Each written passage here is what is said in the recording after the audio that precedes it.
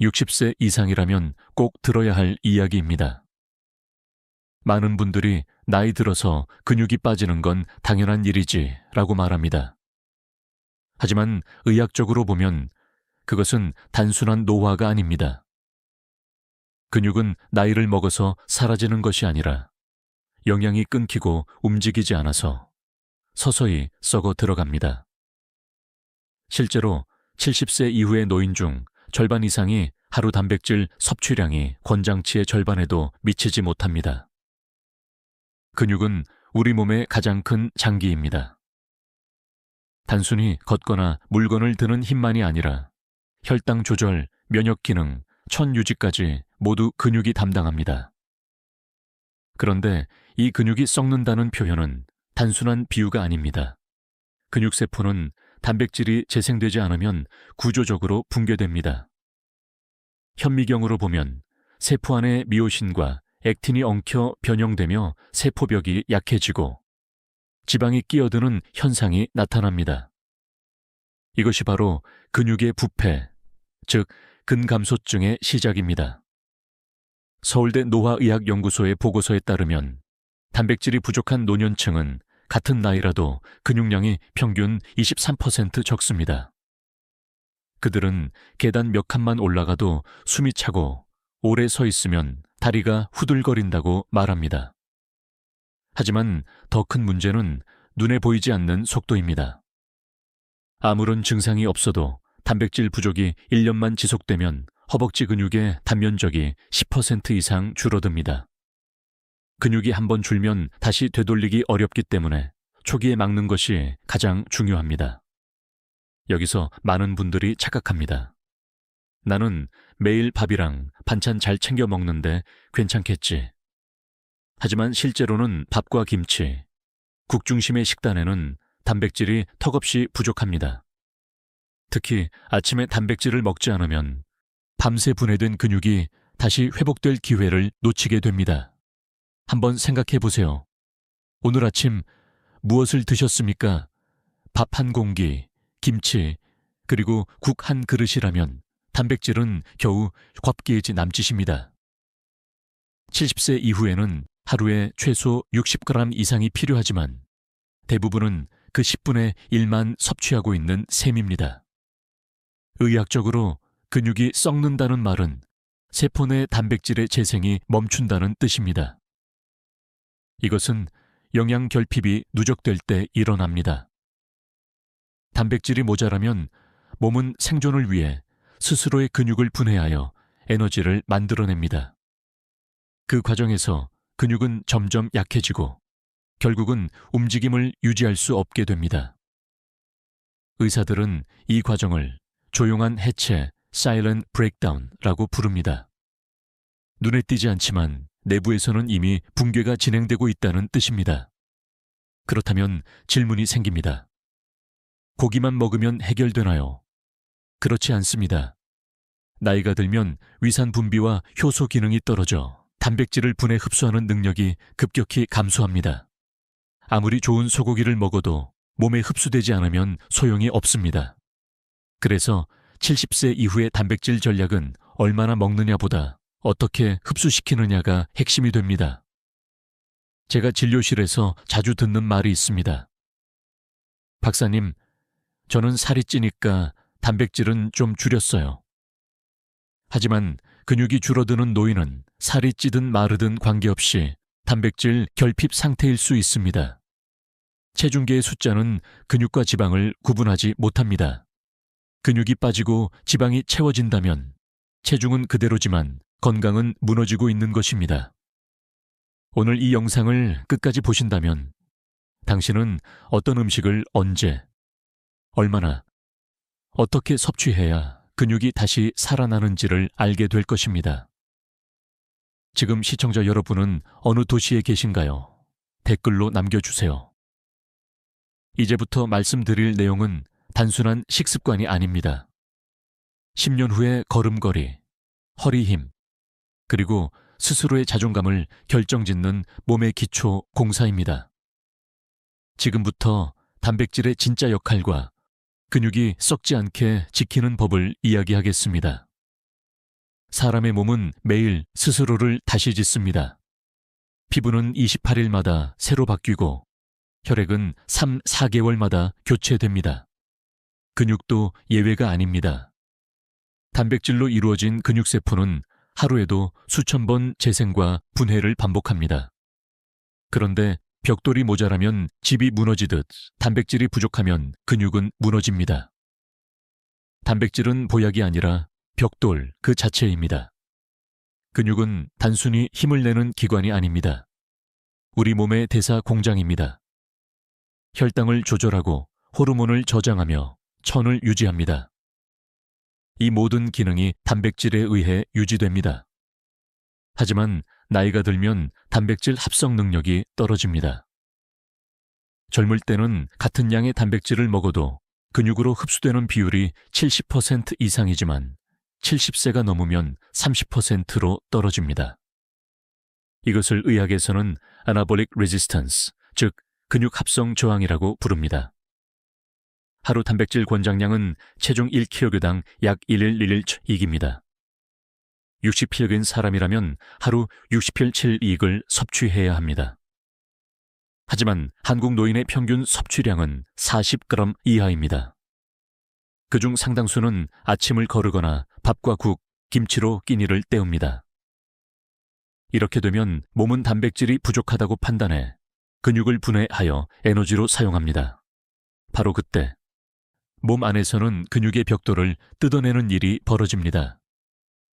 한 대학병원 연구팀이 흥미로운 실험을 했습니다. 65세 이상 노인을 두 그룹으로 나누어 한쪽은 단백질을 충분히 섭취하게 하고 다른 한쪽은 일반 식단을 유지하도록 했습니다.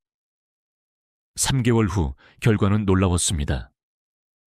단백질을 보충한 그룹은 허벅지 근육 단면적이 8% 증가했지만 그렇지 않은 그룹은 4% 감소했습니다. 운동량이 비슷했음에도 차이는 단백질 섭취 하나로 갈렸습니다. 하지만 단백질을 많이 먹으면 된다는 오해는 위험합니다. 핵심은 흡수 가능한 형태입니다.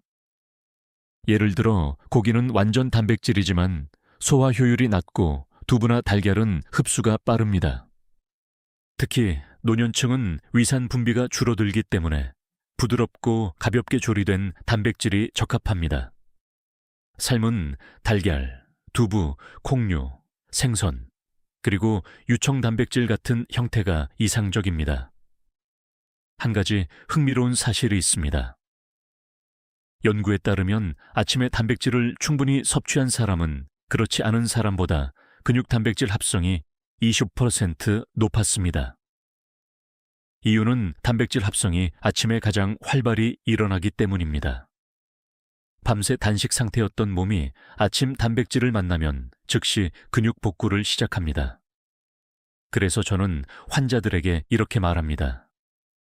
아침에 단백질을 먹는 건 하루를 시작하는 의식입니다. 근육이 깨어나는 시간이에요. 이쯤에서 많은 분들이 궁금해합니다. 그럼 단백질 보충제나 음료를 마시면 되나요? 좋은 질문입니다. 단백질 보충제는 도움이 될 수 있지만 식사 대용으로는 부족합니다. 왜냐하면 근육은 단백질뿐 아니라 비타민 B군, 마그네슘, 칼륨 같은 미량 영양소와 함께 작동하기 때문입니다. 단백질은 건축 자재이고 이런 영양소들은 현장의 기술자입니다. 벽돌만 쌓고 시멘트가 없으면 건물이 무너지듯 균형 잡힌 식사가 필요합니다. 그리고 또 하나, 단백질을 일정하게 나누어 섭취하는 것이 중요합니다. 많은 분들이 저녁에만 단백질을 몰아서 먹지만 근육은 하루 종일 일정한 공급을 원합니다. 아침, 점심, 저녁 3번으로 나누어 먹는 것이 이상적입니다. 실제로 이 방법만으로도 근육 단백질 합성률이 30% 증가한다는 보고가 있습니다. 여기서 질문 하나 던져보겠습니다. 당신은 오늘 단백질을 언제, 얼마나, 어떤 형태로 드셨나요? 만약 그 답이 불분명하다면 그것이 바로 근육이 서서히 약해지는 시작점일지도 모릅니다. 단백질은 약이 아닙니다. 근육의 벽돌이고 생명의 재료입니다. 이제 그 벽돌을 어떻게 쌓을지, 어떤 재료로 채워야 하는지를 배워야 할 때입니다. 다음에서 구체적으로 살펴보겠습니다. 많은 분들이 이렇게 말씀하십니다. 예전엔 고기 조금만 먹어도 힘이 났는데 요즘은 먹어도 별로 달라지는 게 없어요. 이 말은 단순한 기분이 아닙니다. 실제로 의학적으로도 증명된 변화입니다. 나이가 들면 단백질을 흡수하는 능력, 즉 소화 효율이 급격히 떨어집니다. 젊을 때는 먹은 단백질의 80% 이상을 근육 합성에 쓸 수 있었지만 70세 이후에는 그 비율이 30세 40%로 줄어듭니다. 왜 이런 일이 생길까요? 첫째, 위산 분비가 줄어듭니다. 단백질은 위에서 펩신이라는 효소로 잘게 분해되어야 하는데 이 효소는 강한 산성 환경에서만 작동합니다. 그러나 70세 이상이 되면 위산 분비량이 40% 이상 감소합니다. 위산이 약하면 단백질이 충분히 분해되지 못하고 덩어리째 장으로 넘어가 버립니다. 결국 영양이 흡수되지 않은 차에 배출됩니다. 둘째, 장내 미생물의 균형이 무너집니다. 나이 들수록 장 속의 유익균이 줄고 단백질 분해를 돕는 효소를 만들어내는 세균이 감소합니다. 단백질을 먹어도 흡수율이 떨어지면서 일부는 장내 부패균의 먹이가 됩니다. 이때 생긴 부산물은 독성가스를 만들고 염증을 유발합니다. 실제로 단백질을 충분히 먹는데도 복부 팽만이나 가스가 많다고 호소하는 노인들이 있습니다. 그 이유가 바로 여기에 있습니다. 셋째, 근육 자체의 반응성이 약해집니다. 근육세포는 단백질 신호를 받아야 합성을 시작하는데 나이가 들면 이 신호 체계가 둔해집니다. 똑같은 양을 먹어도 근육이 충분해라고 인식하지 못하는 것입니다. 이 현상을 아나볼릭 레지스턴스, 동화 저항이라고 부르며 노화의 핵심 메커니즘 중 하나로 알려져 있습니다. 하지만 여기서 희망적인 연구 결과가 있습니다.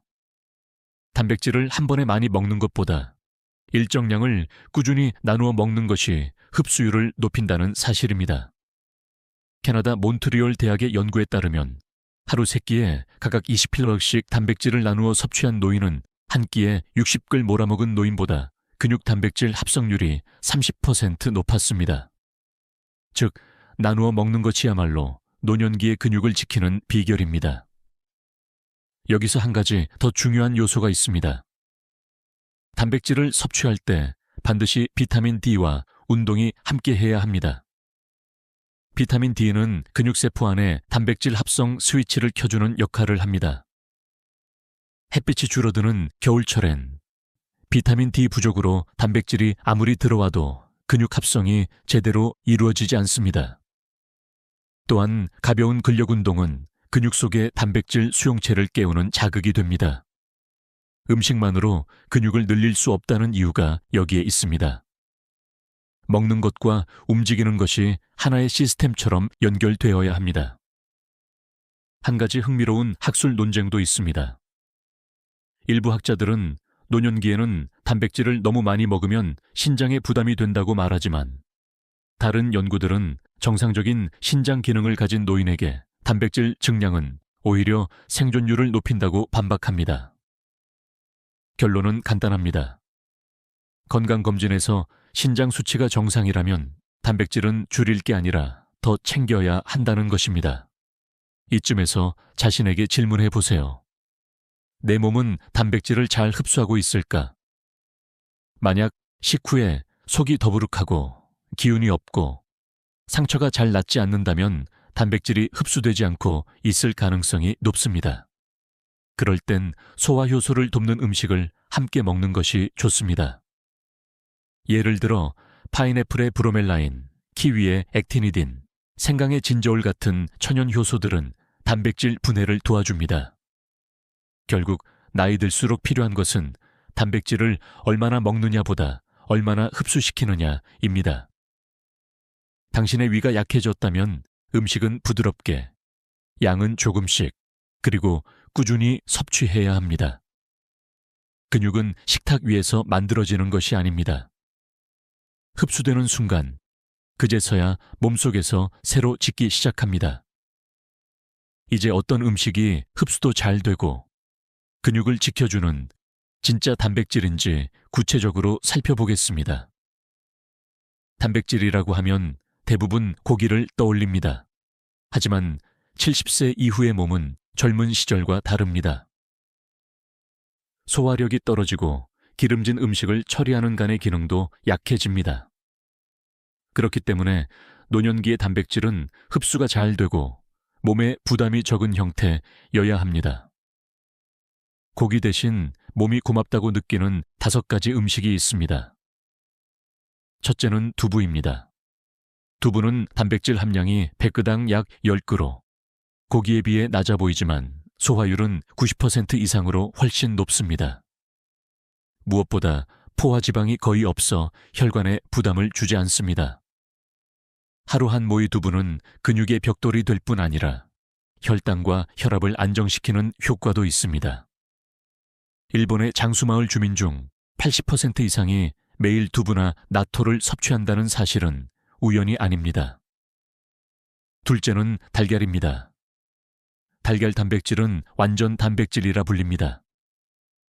필수 아미노산이 균형 있게 들어있어 근육 합성에 가장 효율적인 식품입니다. 특히 흰자보다 노른자에 있는 류신 르치네은 근육 단백질을 합성하는 스위치를 켜는 아미노산입니다. 하지만 달걀을 과하게 먹을 필요는 없습니다. 하루 1, 2개, 삶거나 반숙 형태로 먹는 것이 가장 좋습니다. 기름에 튀기면 산화지방이 생겨 단백질의 질이 떨어집니다. 셋째는 콩류입니다. 검은 콩, 렌틸콩, 병아리콩은 식물성 단백질의 보고입니다. 단백질뿐 아니라 마그네슘과 칼륨이 풍부해 근육의 수축과 이완을 돕습니다. 하루에 한 줌 정도의 콩을 삶아 밥에 섞거나 두유로 섭취하면 충분합니다. 한 연구에서는 콩 단백질을 꾸준히 섭취한 노인 그룹이 그렇지 않은 그룹보다 6개월 후 근육량이 7% 더 많았습니다. 콩의 이소플라본은 근육 손실을 막는 천연 호르몬처럼 작용합니다. 넷째는 생선입니다. 특히 등푸른 생선, 고등어, 꽁치, 연어에는 단백질뿐 아니라 오메가3 지방산이 풍부합니다. 이 지방산은 근육세포의 염증을 줄여 단백질 합성을 도와줍니다. 고기보다 부드럽고 위에 부담이 적습니다. 단, 튀기지 말고 굽거나 찌는 것이 중요합니다. 튀김은 단백질의 구조를 변형시켜 흡수율을 떨어뜨립니다. 다섯째는 그릭 요거트입니다. 우리가 흔히 먹는 요거트보다 단백질 함량이 2배 이상 높고 유산균이 풍부해 장 건강을 지켜줍니다. 장이 건강해야 단백질 흡수도 잘 됩니다. 그릭 요거트 한 컵엔 약 15개의 단백질이 들어있습니다. 아침에 과일과 함께 먹으면 혈당을 급격히 올리지 않으면서도 근육 합성에 필요한 아미노산을 안정적으로 공급할 수 있습니다. 이 5가지는 각각 장점이 있지만 함께 먹을 때 시너지 효과가 납니다. 예를 들어 두부를 김치 대신 브로콜리나 시금치와 함께 먹으면 철분과 칼슘 흡수가 좋아집니다. 달걀과 생선을 함께 섭취하면 필수 지방산과 단백질이 동시에 보충됩니다.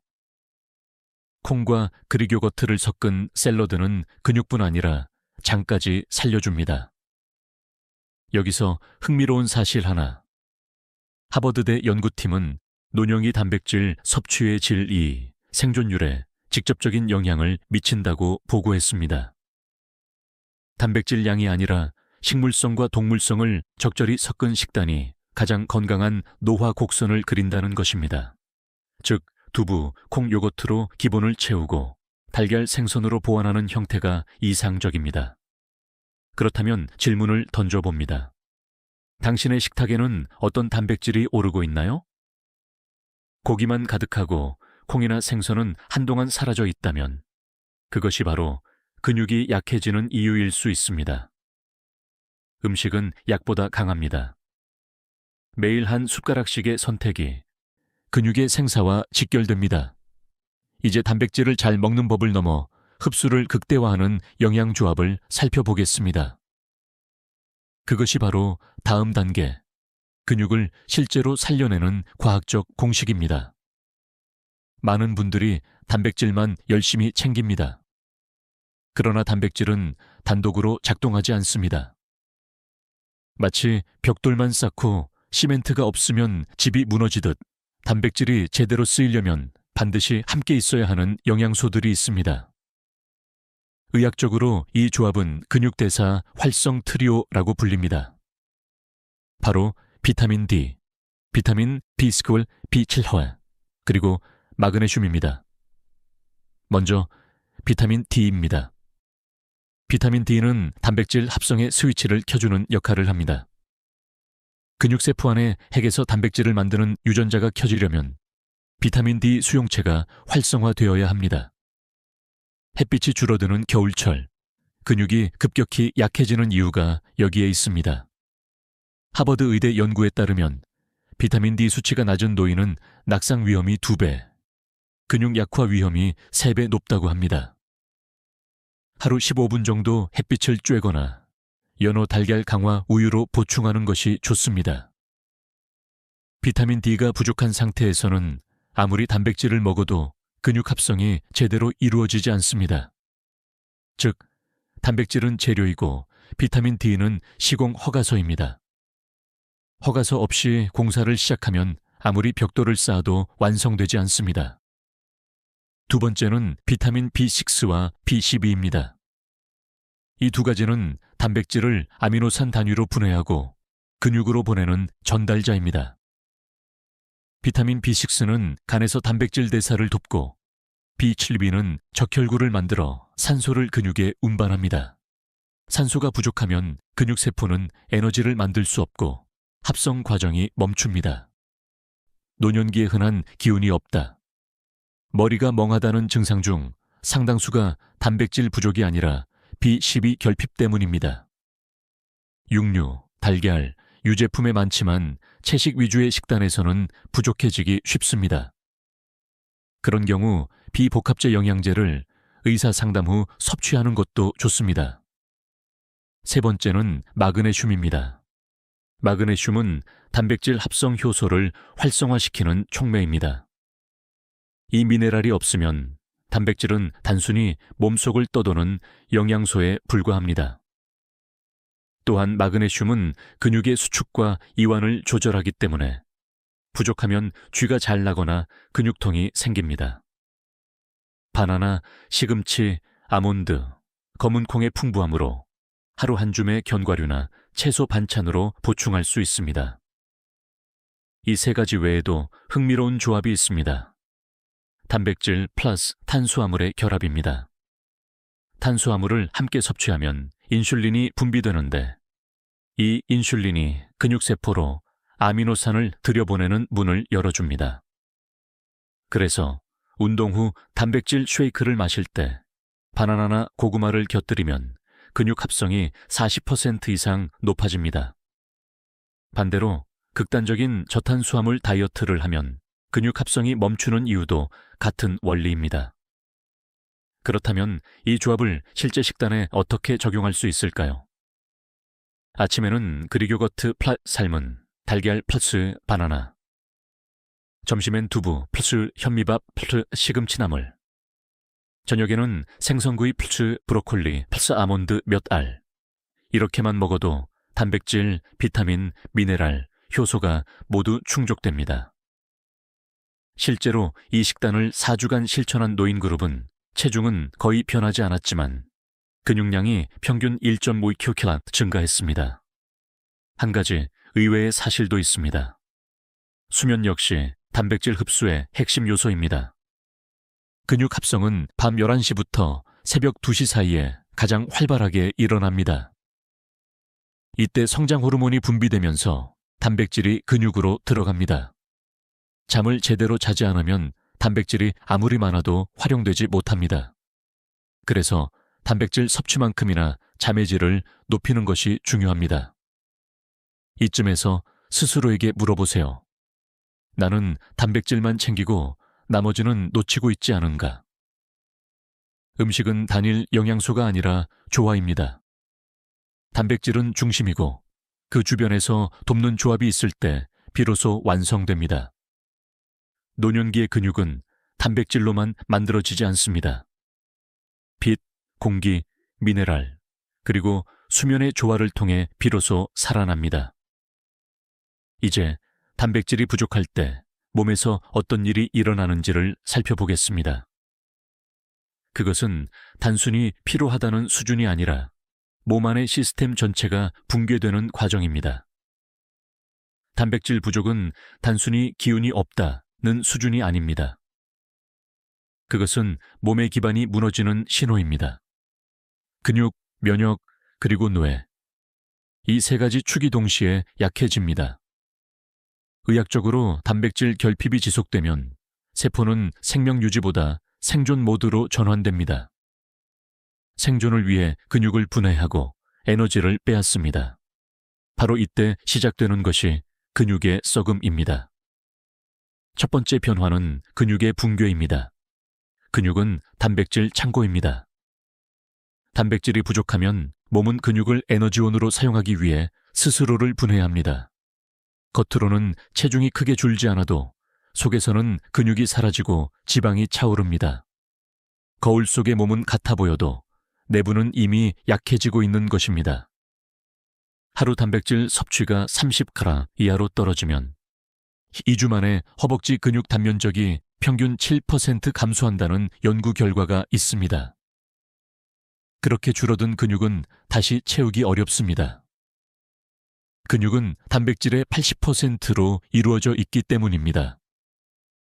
두 번째 변화는 면역력의 붕괴입니다. 단백질은 근육만이 아니라 백혈구와 항체의 원료이기도 합니다. 단백질이 부족하면 상처가 잘 낫지 않고 감기에 자주 걸리며 염증이 쉽게 생깁니다. 의학 논문에 따르면 단백질 결핍 상태의 노인은 감염병으로 인한 입원율이 2.5배 높습니다. 몸 안의 면역군이 단백질 부족으로 무기력해지는 것입니다. 실제로 병실에서 제가 자주 보는 어르신들의 공통점은 상처가 낫지 않는다, 피부가 얇고 잘 찢어진다, 항상 피곤하다는 말입니다. 그것은 나이가 들어서가 아니라 단백질이 고갈되어 있기 때문입니다. 세 번째 변화는 뇌 기능의 저하입니다. 단백질은 뇌 신경 전달 물질의 재료입니다. 세로토닌, 도파민, 아세틸콜린 같은 물질이 모두 아미노산에서 만들어집니다. 단백질이 부족하면 집중력이 떨어지고 기분이 가라앉으며 기억력 감퇴가 나타납니다. 최근에는 단백질 결핍이 우울증, 치매와도 깊은 연관이 있다는 연구가 이어지고 있습니다. 실제로 일본 규슈 대학의 장기 추적 연구에서 단백질 섭취가 적은 노인은 그렇지 않은 노인보다 10년 내 치매 발병률이 1.7배 높았습니다. 이 세 가지 변화는 각각 따로 오는 것이 아니라 연쇄적으로 이어집니다. 근육이 줄면 움직임이 줄고, 움직임이 줄면 혈액순환이 떨어집니다. 혈액순환이 나빠지면 뇌에 산소가 덜 공급되고 결국 기억력까지 떨어집니다. 그렇게 해서 몸과 마음이 동시에 무너집니다. 많은 어르신들이 요즘은 그냥 의욕이 없어요 라고 말하지만 그 뒤에는 보이지 않는 단백질 결핍이 숨어 있습니다. 더 무서운 점은 단백질 부족은 조용히 진행된다는 것입니다. 통증도 특별한 증상도 없습니다. 단지 조금씩 피로하고 식욕이 줄고 체력이 떨어질 뿐입니다. 하지만 그 상태가 1, 2년만 지속되면 몸은 완전히 다른 노선을 탑니다. 회복 불가능한 근감소증으로 가는 길입니다. 근감소증이 생기면 넘어질 위험이 3배, 골절 위험이 2배, 사망률이 1.8배 높아집니다. 이는 단순히 힘이 빠지는 문제가 아니라 생존과 직결된 문제입니다. 그럼에도 불구하고 많은 분들이 단백질을 살찌는 음식으로 오해합니다. 하지만 실제로 단백질은 체중을 늘리는 게 아니라 체지방을 줄이는 영양소입니다. 단백질을 충분히 섭취하면 기초 대사량이 높아지고 지방이 더 쉽게 연소됩니다. 반대로 단백질이 부족하면 지방이 쌓이고 혈당이 올라가며 몸은 무거워집니다. 즉, 살찌는 몸은 단백질 결핍에서 시작됩니다. 이쯤에서 스스로에게 물어보세요. 나는 오늘 근육을 지킬 만큼의 단백질을 먹었는가? 만약 답이 잘 모르겠다라면 이미 근육은 신호를 보내고 있을지도 모릅니다. 팔 힘이 약해지고 의자에서 일어날 때 무릎이 흔들리고 손톱이 쉽게 부러지는 작은 변화들이 그 신호입니다. 그러나 희망은 있습니다. 근육은 다시 자랍니다. 단백질이 충분히 공급되고 운동과 수면이 함께 이루어지면 70세 이후에도 근육은 새로 만들어집니다. 다음 장에서는 단백질을 많이 먹는 것도 위험하다는 오해와 그 진실을 바로잡아 드리겠습니다. 지금까지 단백질 부족의 위험을 말씀드렸습니다. 그런데 반대로 단백질은 많을수록 좋다는 생각 또한 위험합니다. 요즘 TV나 광고를 보면 단백질 음료, 단백질바, 단백질빵이 넘쳐납니다. 하지만 70세 이후의 몸은 젊을 때와 달리 흡수력보다 배출력이 더 중요한 시기입니다. 단백질이 과하면 남는 부분이 몸을 해치기 시작합니다. 첫 번째 위험은 신장에 대한 부담입니다. 단백질은 소화되면 요소 유레아라는 노폐물을 만듭니다. 이 요소는 신장에서 걸러져 소변으로 배출됩니다. 그러나 노화된 신장은 이미 여과 능력이 2벌 30% 떨어져 있습니다. 이 상태에서 단백질을 과하게 섭취하면 신장은 쉴 틈 없이 일해야 합니다. 서울의대 연구팀에 따르면 하루 체중 1kg당 2g 이상의 단백질을 지속적으로 섭취한 노인 그룹에서 신장 기능 저하율이 2배 이상 높았습니다. 이 말은 즉 단백질이 근육을 살릴 수도 있지만 잘못 먹으면 신장을 망가뜨릴 수도 있다는 뜻입니다. 두 번째는 체내 염증의 증가입니다. 단백질이 과하게 들어오면 소화되지 않은 단백질 찌꺼기가 장 속에서 부패하면서 독성 아민과 암모니아를 만듭니다. 이 물질들은 장벽을 자극해 염증 반응을 일으키고 장 투과성을 높여 독소가 혈액 속으로 스며듭니다. 이것을 의학적으로 누수장 증후군, 리키 것 신드롬이라고 부릅니다. 그 결과로 피로감, 두통, 관절통, 알레르기 증상이 늘어납니다.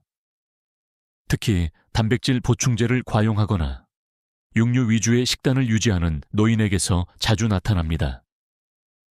세 번째 위험은 심혈관 부담입니다. 고기 중심의 단백질 섭취는 포화지방과 콜레스테롤을 함께 늘립니다. 단백질만 보고 섭취하다 보면 어느새 혈관벽에는 지방이 쌓이고 혈류가 끈적해집니다. 하버드대 영양학과는 10년간의 추적 연구 끝에 단백질의 원천이 건강을 결정한다 는 결론을 냈습니다. 식물성 단백질을 주로 먹은 노인은 사망률이 27% 낮았고 육류 중심의 단백질을 섭취한 그룹은 심혈관 질환 위험이 38% 증가했습니다. 즉, 단백질의 양보다 출처가 생명과 직결됩니다. 여기서 한 가지 흥미로운 논쟁이 있습니다. 노인에게 단백질 보충제가 필요할까? 일부 학자들은 식사로 충분히 섭취할 수 있다면 보충제는 불필요하다고 말합니다. 반면 다른 연구자들은 식욕이 떨어지는 노년기엔 단백질 음료가 현실적인 대안이라고 주장합니다. 정답은 균형입니다. 하루 식사에서 단백질을 절반 이상 확보하고 부족한 부분만 보충제를 이용하는 것이 가장 안전합니다. 하루 단백질 섭취량이 체중 1kg당 알롤 1.2g 정도라면 이상적이며 이를 넘기면 신장이 부담을 받기 시작합니다. 그렇다면 단백질을 건강하게 섭취하는 기준은 무엇일까요? 첫째, 식물성과 동물성 단백질의 비율을 7.3으로 맞추세요. 콩, 두부, 생선, 달걀은 흡수가 빠르고 부드럽습니다. 반면 소고기나 돼지고기는 일주일에 2, 3회 정도면 충분합니다. 둘째, 수분 섭취를 늘리세요. 단백질이 분해되면서 생긴 노폐물을 배출하려면 충분한 물이 필요합니다. 하루 1.5치 2리터의 물을 마시는 습관이 신장을 지키는 열쇠입니다. 셋째, 가공 단백질 제품을 피하세요. 단백질 강화라고 적힌 빵, 과자, 음료 중 다수는 인공감미료와 첨가물로 가득합니다. 이런 제품은 실제 단백질 함량보다 광고 효과가 더 큽니다. 이쯤에서 질문 하나 드리고 싶습니다. 당신은 단백질을 건강을 위한 약으로 먹고 있나요? 아니면 유행을 따라 먹고 있나요? 몸은 정직합니다. 단백질이 필요할 땐 피로로, 과할 땐 부종과 무거움으로 신호를 보냅니다. 중요한 건 균형입니다. 단백질은 칼처럼 어떻게 쓰느냐에 따라 약이 되거나 독이 됩니다. 이제 다음에서는 단백질이 아닌 줄 알고 자주 먹는 음식들 속에 숨은 가짜 단백질의 진실을 밝혀보겠습니다. 그 음식들이야말로 당신의 근육을 조용히 약하게 만드는 주범일 수 있습니다. 많은 분들이 단백질을 챙긴다고 생각하지만 실제로는 가짜 단백질을 먹고 계십니다. 식품 포장지에는 단백질 함유, 근육 보충용, 건강 음료라는 문구가 넘쳐납니다. 그러나 그 안을 들여다보면 놀라운 사실이 있습니다. 단백질보다 설탕, 지방, 인공 첨가물이 더 많다는 것입니다. 첫 번째 함정은 단백질 음료입니다. 편의점이나 약국에서 쉽게 볼 수 있는 프로틴 드링크는 대부분 정제된 단백질 분말 플러스 인공감미료 플러스 유화제로 만들어집니다.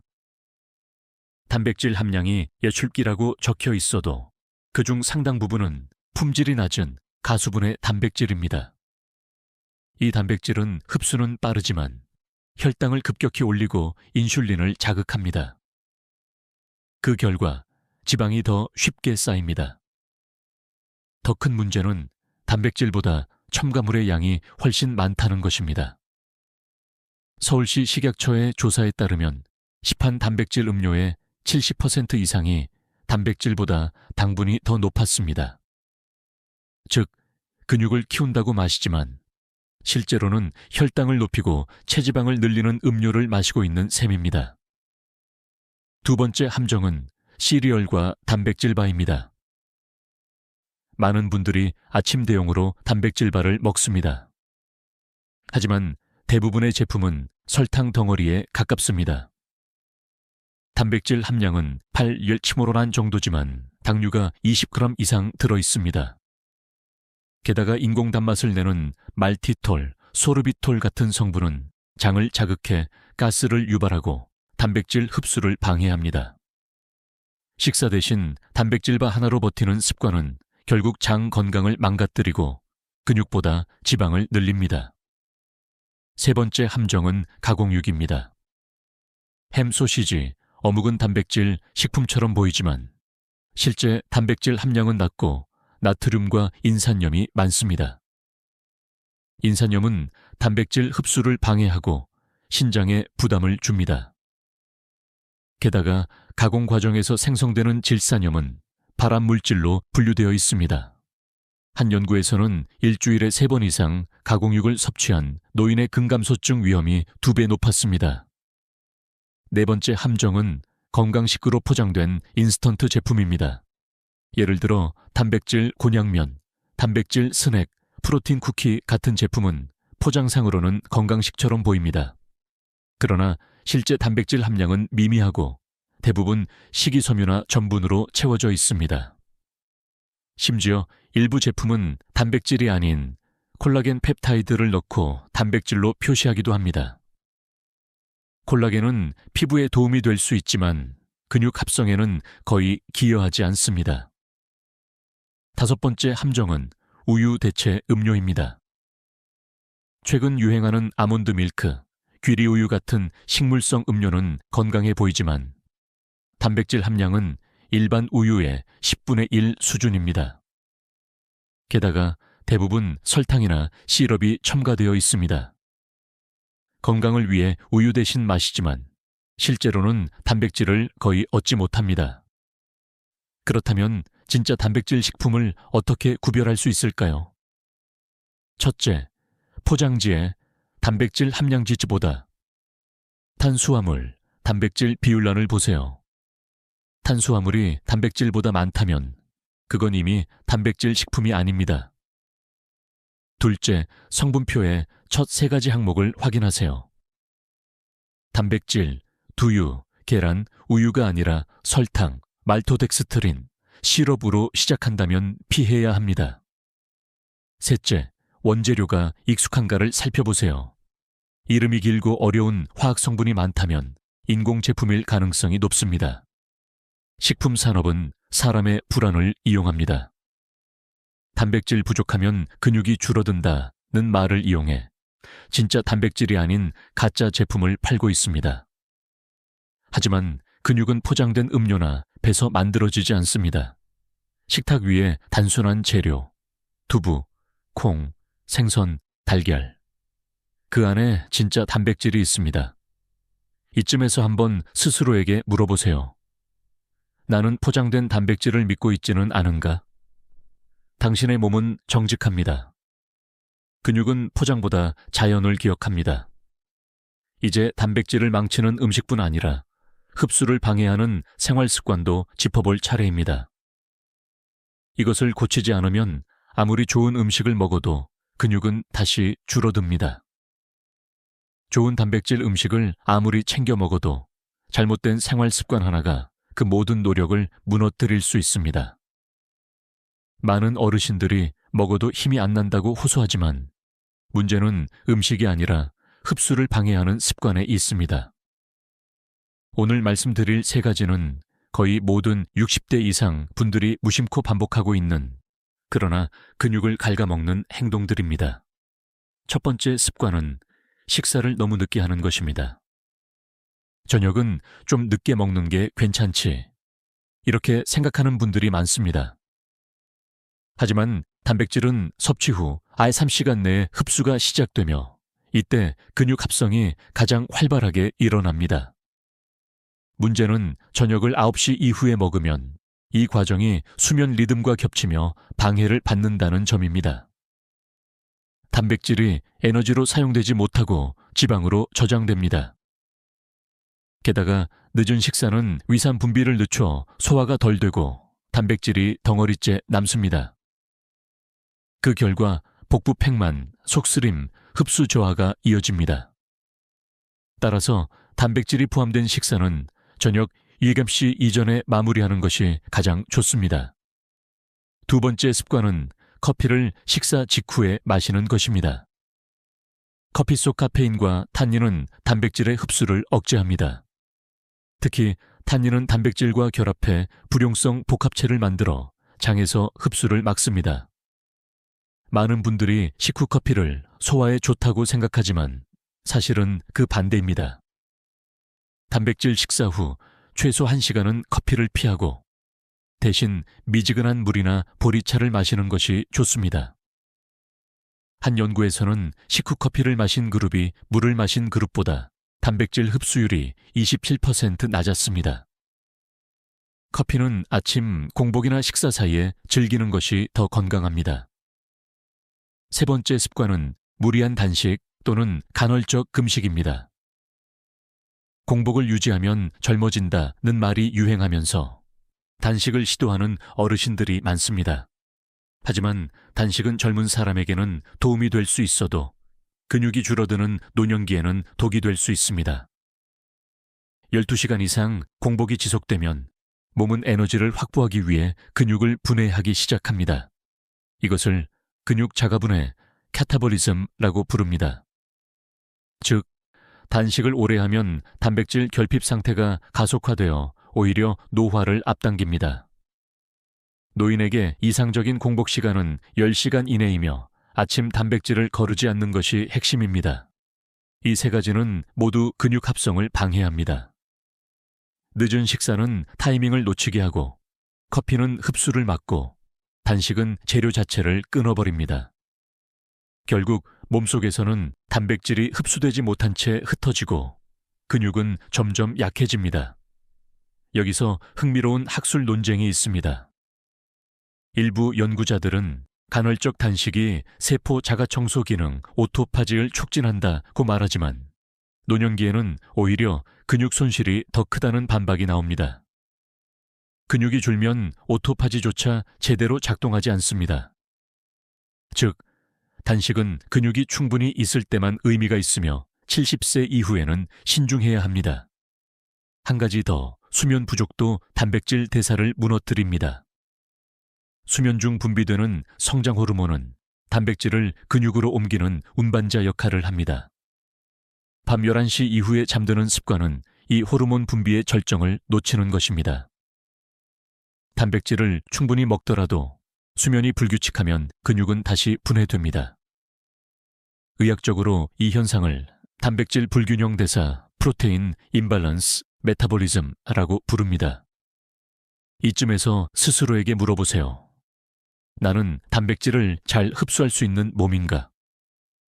아무리 좋은 재료를 쌓아도 공사가 멈춘 집은 완성되지 않습니다. 식사 시간, 커피 습관, 수면 리듬, 이 세 가지만 조정해도 근육의 회복 속도는 2배 이상 달라집니다. 이제 단백질의 과학적 부분을 넘어 근육이 우리 마음과 어떤 관계를 맺고 있는지 살펴볼 차례입니다.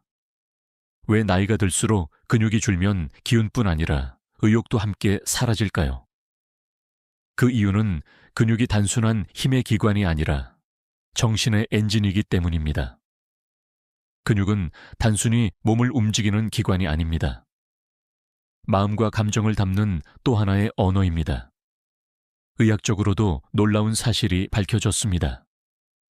근육이 약해질수록 우울증 위험이 증가하고 걷는 속도가 느려질수록 치매 발병률이 높아진다는 것입니다.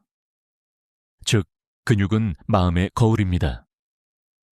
우리 몸에는 근육뇌축, 머슬 브레인 액시스이라는 신경 네트워크가 존재합니다.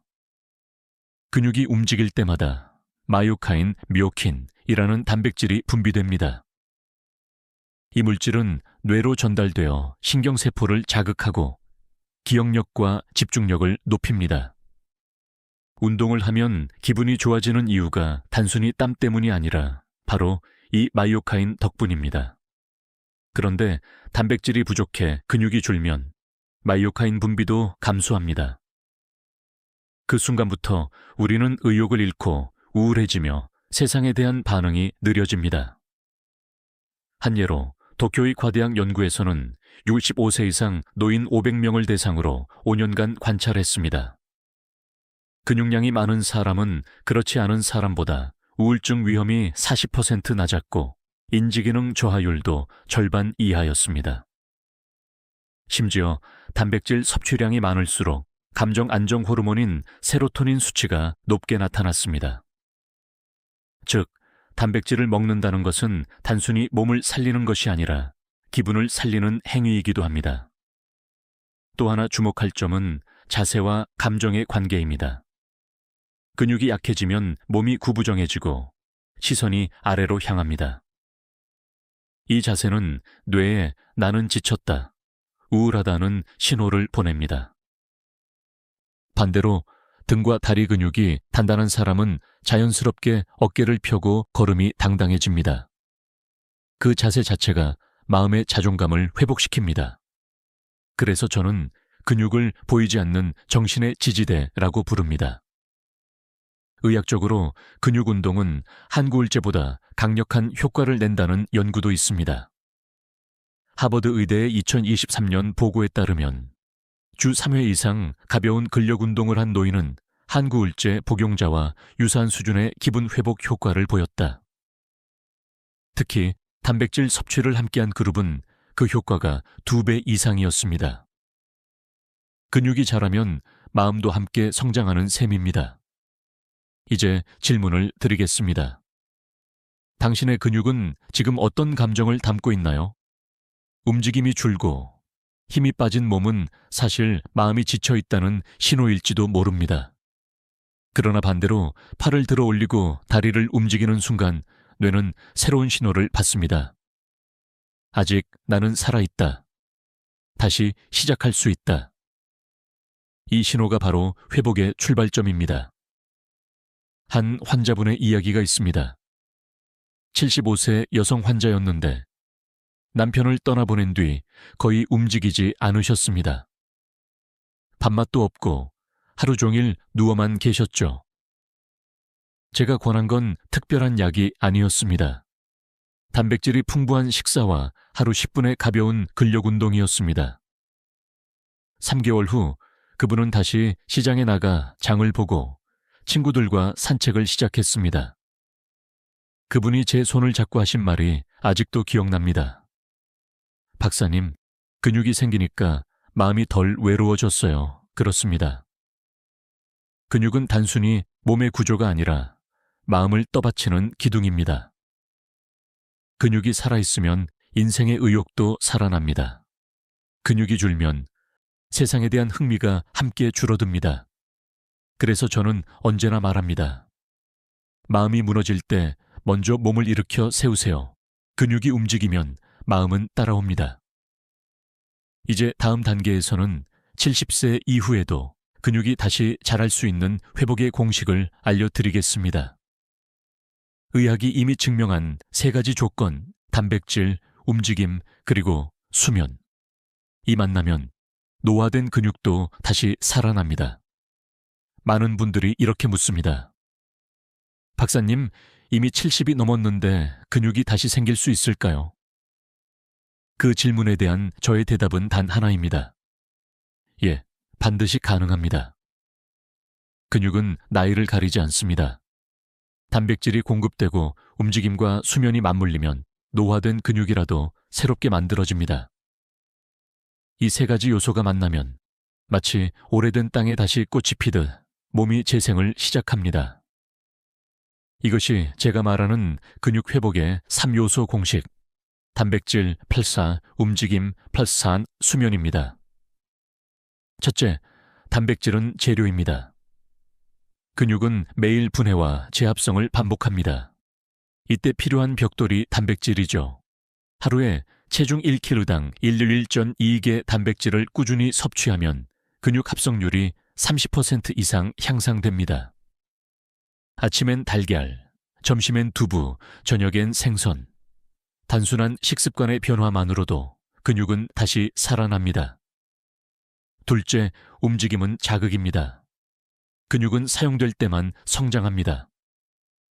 70세 이후에도 근육이 자라는 이유는 바로 자극의 반응성이 남아있기 때문입니다.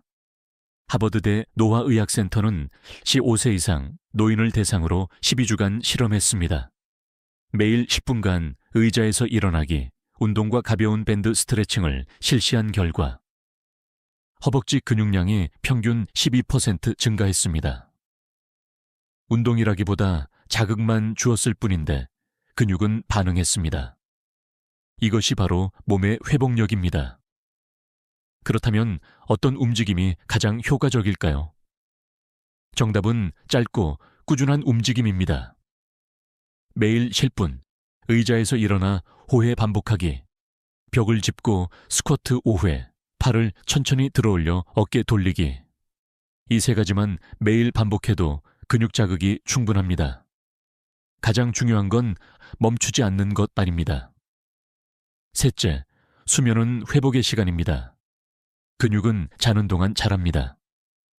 밤 11시부터 새벽 2시 사이 성장 호르몬이 분비되어 근육 복구가 이루어집니다.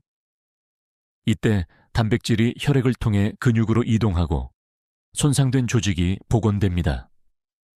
따라서 잠을 제대로 자지 못하면 근육은 자라지 않습니다. 불면증이 있다면 잠들기 전 따뜻한 물 한 컵, 조용한 호흡, 그리고 밤늦은 스마트폰 사용을 줄이세요. 작은 변화가 근육의 회복 속도를 완전히 바꿉니다. 이 3가지가 만나면 근육은 나이에 관계없이 다시 살아납니다. 실제로 저는 78세의 환자에게서 근육 재생을 직접 목격했습니다. 그분은 퇴행성 관절염으로 1년간 제대로 걷지 못하셨습니다. 그러나 단백질 식단과 매일 10분의 근력 운동, 그리고 규칙적인 수면을 3개월간 유지한 결과 계단을 스스로 오르기 시작했습니다. 근육량은 1.8kg 늘었고 통증은 절반 이하로 줄었습니다. 그분이 웃으며 이렇게 말했습니다. 다시 걷는 게 이렇게 행복한 일인지 몰랐어요. 여기에는 하나의 의학적 근거가 있습니다. 근육세포에는 위성세포 새틀라이트 셀라는 미성숙 세포가 존재합니다. 이 세포는 평소엔 잠들어 있지만 단백질과 자극을 받으면 깨어나 새로운 근육세포로 변합니다. 즉, 근육은 이미 안에 씨앗을 품고 있습니다.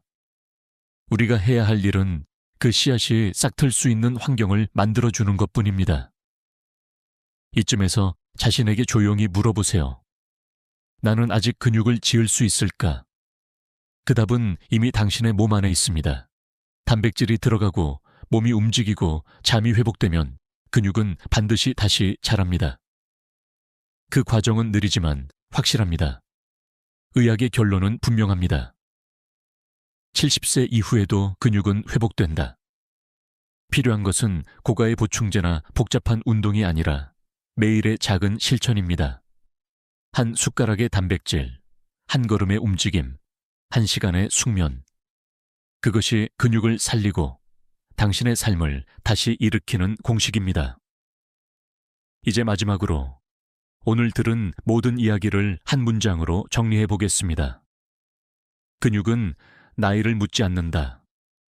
지금부터라도 단백질을 약처럼, 움직임을 기도처럼, 잠을 치료처럼 받아들이세요. 다음 마지막 장에서 오늘부터 다시 시작할 당신을 위한 응원의 메시지로 마무리하겠습니다. 이제 우리는 충분히 알게 되었습니다. 근육은 나이가 들어도 다시 자랄 수 있고 단백질은 단순한 영양소가 아니라 생명력의 재료라는 것을요. 하지만 가장 중요한 것은 지식이 아닙니다. 오늘의 결심입니다. 70세 이후 근육의 운명은 의학이 아니라 습관이 결정합니다. 오늘 당신의 식탁 위를 떠올려 보세요. 밥 한 공기, 김치 한 젓가락, 국 한 숟가락. 그 속에 근육을 지을 벽돌은 거의 없습니다. 그러나 거기에 두부 한 모, 달걀 하나, 생선 한 토막, 그리고 콩 한 숟가락을 더한다면 그 식탁은 단순한 끼니가 아니라 회복의 공사 현장이 됩니다. 근육은 하루아침에 생기지 않습니다. 하지만 매일 조금씩 꾸준히 채워집니다. 단백질이 몸 안에서 근육으로 변하기까지는 약 2주가 걸립니다. 2주 동안 포기하지 않고 하루 3끼의 단백질을 고르게 섭취하면 몸은 반드시 반응합니다. 계단을 오를 때 덜 숨이 차고 의자에서 일어날 때 다리가 덜 떨립니다. 그 미세한 변화를 느낀다면 이미 회복은 시작된 것입니다. 여기서 저는 언제나 환자들에게 이렇게 말합니다. 근육은 나이를 모릅니다. 다만 당신의 의지를 기억합니다. 근육은 쓰면 자라고 쉬면 사라집니다. 몸은 당신이 주는 자극에 따라 매일 다르게 반응합니다. 단백질이 그 재료를 제공하고 움직임이 설계를 하고 수면이 마무리를 짓습니다. 그 세 가지가 이어질 때 근육은 다시 살아납니다. 한 환자분은 82세였습니다. 걷기도 힘들고 손에 힘이 없어 젓가락질조차 어렵다고 하셨죠. 하지만 매일 두부 반모, 달걀 하나, 걷기 5분, 그리고 밤 10시 취침을 지켰습니다. 3달 후 그는 손으로 문고리를 돌리고 스스로 신발끈을 묶었습니다. 그날 그분은 제게 말했습니다. 박사님, 젊을 때보다 지금이 더 살아있는 기분이에요. 그 말 속엔 중요한 진리가 담겨 있습니다. 근육이 되살아나는 것은 단순히 몸의 회복이 아니라 삶의 회복이라는 것. 근육이 강해지면 자신감이 생기고 자신감이 생기면 마음이 젊어집니다. 그 마음이 새로운 하루를 시작하게 만듭니다. 그러니 단백질은 단순히 근육을 위한 음식이 아니라 당신의 내일을 위한 약입니다. 오늘 영상을 들으신 당신께 부탁드립니다. 지금 당장 냉장고를 열어보세요. 그 안에 단백질이 있습니까? 없다면 오늘이 바로 시작하는 날입니다. 두부를 한 모 사시고 달걀을 삶고 생선을 준비하세요. 그 한 끼가 당신의 몸을 그리고 내일의 삶을 바꿉니다. 이제 결심의 시간을 드립니다. 지금부터 2주만 단백질을 하루 3번 꾸준히 섭취해 보세요. 2주 후 당신의 몸은 반드시 다르게 느껴질 것입니다. 힘이 생기고 마음이 가벼워지고 거울 속 표정이 바뀔 것입니다. 그때 스스로에게 이렇게 말하세요. 나는 아직 내 근육을 짓고 있다. 지금 이 순간 당신은 다시 시작할 수 있습니다. 노화는 멈출 수 없지만 쇠약은 막을 수 있습니다. 단백질로 근육을 짓고 근육으로 마음을 세우세요. 오늘부터 다시 살아있는 몸으로 돌아가세요. 오늘 영상에서 가장 놀라웠던 음식은 무엇이었나요? 댓글로 남겨주세요. 좋아요와 구독은 더 많은 분들에게 이 정보를 전하는 힘이 됩니다. 함께 해주신 모든 분들께 감사드립니다. 우리는 할 수 있습니다. 그리고 오늘 당신이 그 첫걸음을 내딛었습니다. 지금까지 듣기만 해도 튼튼해지는 튼튼 라디오였습니다.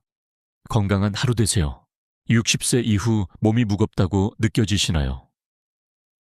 계단 몇 칸만 올라가도 숨이 차고 오래 서 있으면 다리가 후들거리는 그 느낌. 대부분의 분들이 이렇게 말합니다. 나이 들어서 그래요. 하지만 의학적으로 보면 단순히 나이가 문제가 아닙니다. 근육은 나이를 먹어서 사라지는 것이 아니라 움직이지 않아서 사라집니다. 근육은 사용하지 않으면 빠르게 줄어듭니다.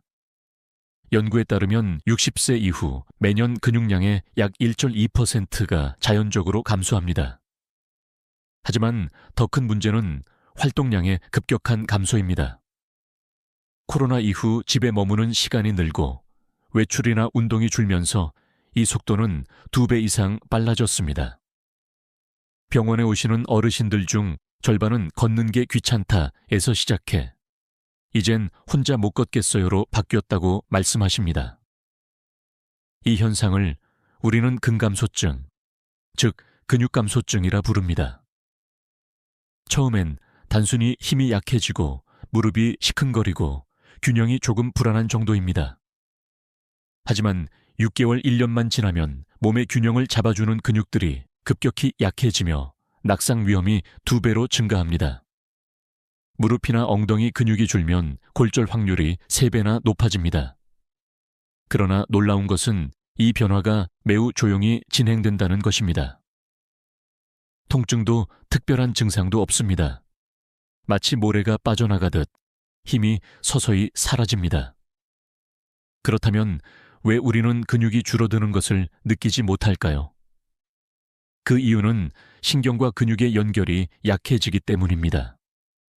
뇌에서 보내는 움직이라는 신호가 점점 약해지고 근육이 반응하지 못합니다. 뇌는 더 이상 힘을 써야겠다는 감각을 인식하지 못하고 근육은 쓸모없는 조직으로 판단되어 에너지 절약을 위해 스스로 축소됩니다. 이 과정은 마치 집안의 아누스트 전구와 같습니다. 오랫동안 불을 켜지 않으면 먼지가 쌓이고 결국 고장납니다. 근육도 마찬가지입니다. 오랜 시간 움직이지 않으면 신경 전달이 둔해지고 근육 섬유가 얇아집니다. 하지만 반대로 조금이라도 움직이면 다시 깨어납니다. 실제로 일본과 독일의 노인병 연구에서는 하루 단 10분의 침대 운동만으로도 4주 후 하체 근력이 18% 이상 회복된 사례가 있습니다. 그렇다면 문제의 근본은 무엇일까요? 운동을 해야 한다는 사실을 알고 있으면서도 왜 실천하지 못하는가? 대부분의 분들이 이렇게 말합니다. 무릎이 아파서 못 걷겠어요. 운동은 젊은 사람이나 하는 거죠. 이 나이에 뭘 새삼스럽게, 그러나 의학적으로 바로 그 생각이 근육을 더 빠르게 잃게 하는 원인입니다. 걷기 힘들어졌을수록 더 작은 범위라도 움직여야 합니다. 침대 위에서 의자에 앉은 채로, 심지어 누운 상태에서도 할 수 있는 운동들이 있습니다. 이제 질문해 보겠습니다. 10년 전과 지금 당신의 다리 근육은 얼마나 남아있을까요? 단 한 번의 낙상이 인생을 바꾸는 나이. 근육은 더 이상 미룰 수 없는 보험입니다. 근육은 단순히 몸을 움직이게 하는 조직이 아니라 면역력, 혈당 조절, 심장 건강까지 지탱하는 생명기관입니다. 의학적으로 증명된 사실 하나를 말씀드리겠습니다. 근육량이 많은 노인은 같은 나이의 약한 노인보다 사망률이 40% 낮습니다. 이는 약을 먹지 않아도 얻을 수 있는 자연의 백신입니다. 지금부터 쉴 뿐이면 됩니다. 단 한 번이라도 침대 위에서 몸을 깨우면 신경이 깨어나고 근육이 기억을 되찾습니다. 오늘 영상의 핵심은 이것입니다. 근육은 나이를 모른다. 단지 자극을 기다리고 있을 뿐입니다. 이제 그 자극을 다시 줄 시간입니다. 그 첫걸음이 바로 다음 장에서 말씀드릴 침대 위 10분 운동법입니다. 사람의 근육은 생각보다 단순합니다. 자극을 주면 반응하고 멈추면 빠르게 퇴화합니다. 나이가 들었다고 해서 근육이 사라지는 것이 아니라 단지 신호를 받지 못하기 때문입니다. 그 신호를 되살리는 가장 쉬운 방법이 바로 침대 위 운동입니다. 많은 분들이 이렇게 묻습니다. 누워서 움직이는 게 무슨 운동이 되나요? 의학적으로 보면 답은 분명합니다. 됩니다. 그리고 그 효과는 생각보다 훨씬 큽니다. 침대 위 운동은 저중력 운동이라고 부릅니다. 몸 전체의 하중이 바닥에 실리지 않기 때문에 무릎, 허리, 발목에 부담이 거의 없습니다. 그 덕분에 통증 없이 안전하게 근육을 깨우는 데 탁월합니다. 병원에서 재활을 시작할 때 가장 먼저 처방하는 것도 바로 이 방식입니다. 무릎이 약하거나 낙상 경험이 있는 노인에게는 침대 운동이 가장 효과적인 출발점입니다. 하버드 의대 노년의학 연구팀은 흥미로운 실험을 했습니다. 침대에 누운 상태에서 하루 10분씩 다리와 발끝을 움직인 70세 이상 참가자 200명을 6주간 관찰했습니다. 결과는 놀라웠습니다. 단 6주 만에 대퇴사두근 허벅지 앞쪽 근육의 근육량이 평균 12% 증가했고 균형 감각을 담당하는 소근육의 활성도가 12% 높아졌습니다. 이는 매일 40분 걷는 것과 거의 비슷한 수준의 개선입니다. 즉, 침대 위에서도 근육은 반응한다는 뜻입니다. 또 다른 연구에서는 침대 운동을 꾸준히 한 어르신 그룹이 그렇지 않은 그룹보다 3개월 후 독립보행 가능률이 단 4배 높았습니다. 단순한 움직임이지만 근육이 깨어나면 신경 회복까지 이어집니다. 근육은 신경을 자극하고 신경은 다시 근육을 활성화시키는 쌍방 루프 관계를 가지고 있기 때문입니다. 침대 운동이 가진 또 하나의 장점은 혈류 개선 효과입니다. 누워서 발끝을 움직이거나 다리를 들어 올리는 단순한 동작만으로도 혈관 속 정체된 피가 순환하기 시작합니다. 혈류가 돌아오면 산소와 영양분이 근육 속으로 공급되고 근육은 그 영향을 받아 다시 성장합니다. 반대로 근육이 정지한 상태에서는 혈류가 느려지고 영양 공급이 끊어져 근육이 점점 얇아집니다. 한 가지 흥미로운 사실이 있습니다. 근육이 활성화되면 뇌도 깨어납니다. 침대 운동을 하면 단순히 다리만 움직이는 것이 아니라 뇌의 운동피질 영역이 동시에 자극됩니다. 이때 생성되는 물질이 바로 BDNF, Brain Derived Neurotrophic Factor라는 단백질입니다. BDNF는 뇌세포를 보호하고 인지 기능을 높이며 우울증을 완화하는 효과가 있습니다. 즉, 침대 위 운동은 근육뿐 아니라 뇌의 젊음을 지키는 운동이기도 합니다. 의사로서 수많은 환자들을 지켜보면 침대 운동을 꾸준히 실천한 분들에게 공통점이 있습니다. 첫째, 자세가 곧아집니다. 허리가 굽지 않고 시선이 위로 향합니다. 둘째, 아침에 몸을 일으킬 때 덜 어지럽습니다. 셋째, 낙상에 대한 두려움이 줄어듭니다. 그들은 말합니다. 이제는 몸이 나를 버티는 것 같아요. 하지만 단 한 가지 주의해야 할 점이 있습니다. 침대 운동은 빠르게가 아니라 꾸준히 해야 합니다. 하루 10분이라도 매일 지속하는 것이 핵심입니다. 3일 하면 몸이 반응하고 3주면 다리가 가벼워집니다. 그리고 3개월이 지나면 예전처럼 걷고 싶은 마음이 다시 생깁니다. 당신이 오늘 이 영상을 보고 따라한다면 뇌는 이렇게 인식할 것입니다. 이 몸은 아직 움직일 의지가 있다. 그 인식 하나가 근육을 살리고 걷는 삶으로 되돌리는 첫 신호입니다. 이제 본격적으로 어떻게 움직이면 되는지 그 첫 번째 단계를 알려드리겠습니다. 침대 위에서도 쉽게 따라할 수 있는 무릎 당기기 스트레칭, 바로 다음 장에서 시작합니다. 이 운동은 가장 단순하지만 가장 강력합니다. 침대 위에서 바로 시작할 수 있으며 하체의 순환을 깨우고 근육에 잠든 신경을 자극하는 기본 루틴입니다. 의료 재활 프로그램에서도 거의 모든 노인 환자가 가장 먼저 배우는 동작이 바로 이 무릎 당기기 스트레칭입니다. 방법은 아주 간단합니다.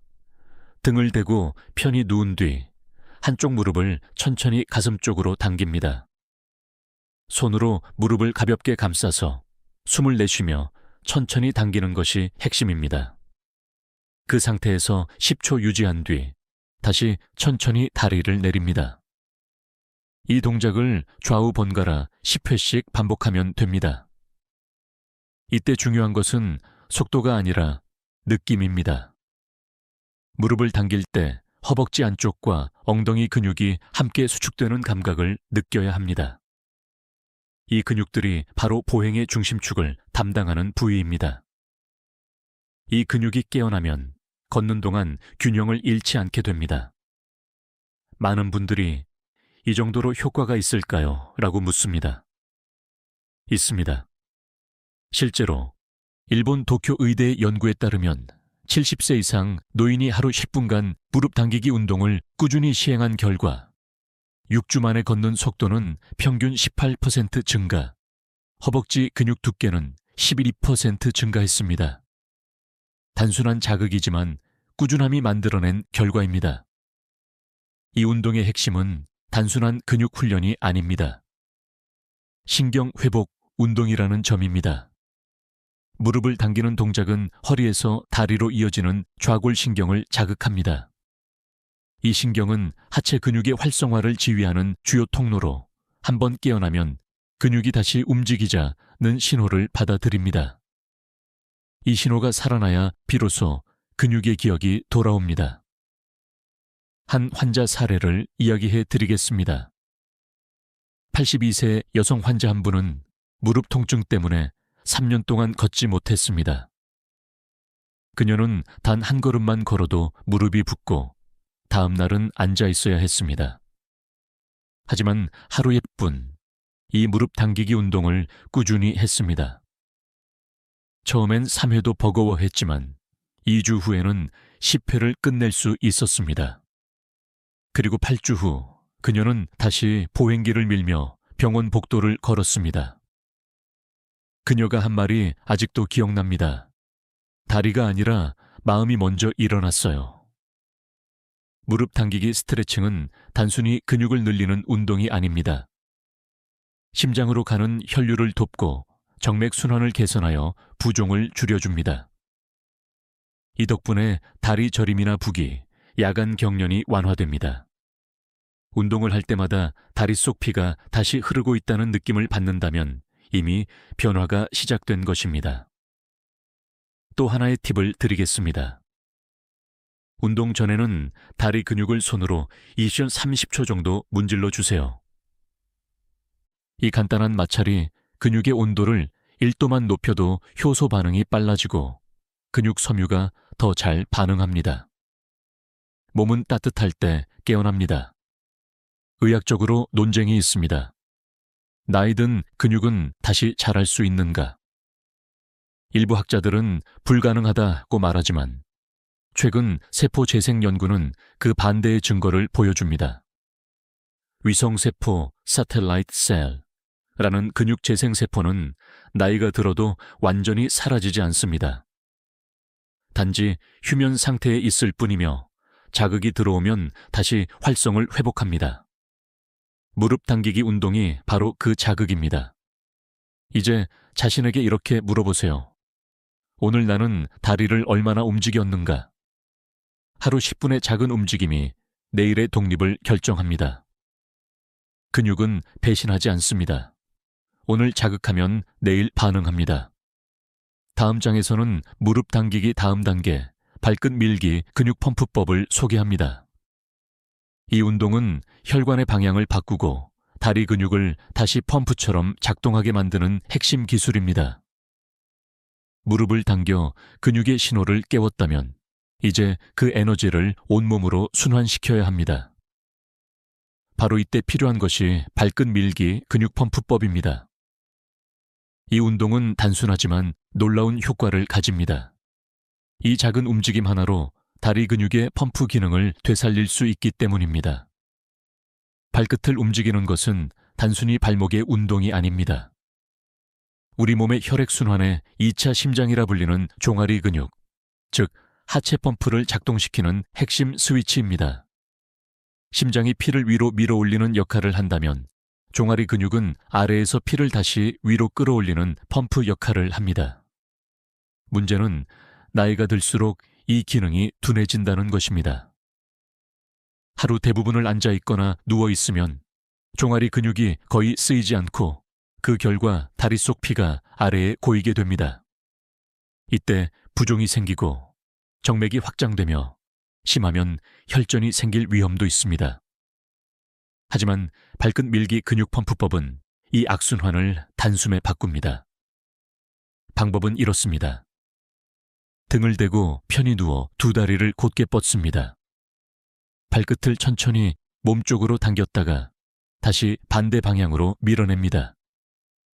당길 때 종아리 뒤쪽이 단단해지는 느낌이 들고 밀 때는 앞쪽 정강이 근육이 긴장되는 걸 느껴야 합니다. 이 동작을 1초에 한 번 정도의 속도로 20회 반복하고 잠시 쉰 뒤 2번 더 반복합니다. 총 60회면 충분합니다. 이 단순한 움직임 하나로 혈류가 3배 이상 빨라진다는 연구 결과가 있습니다.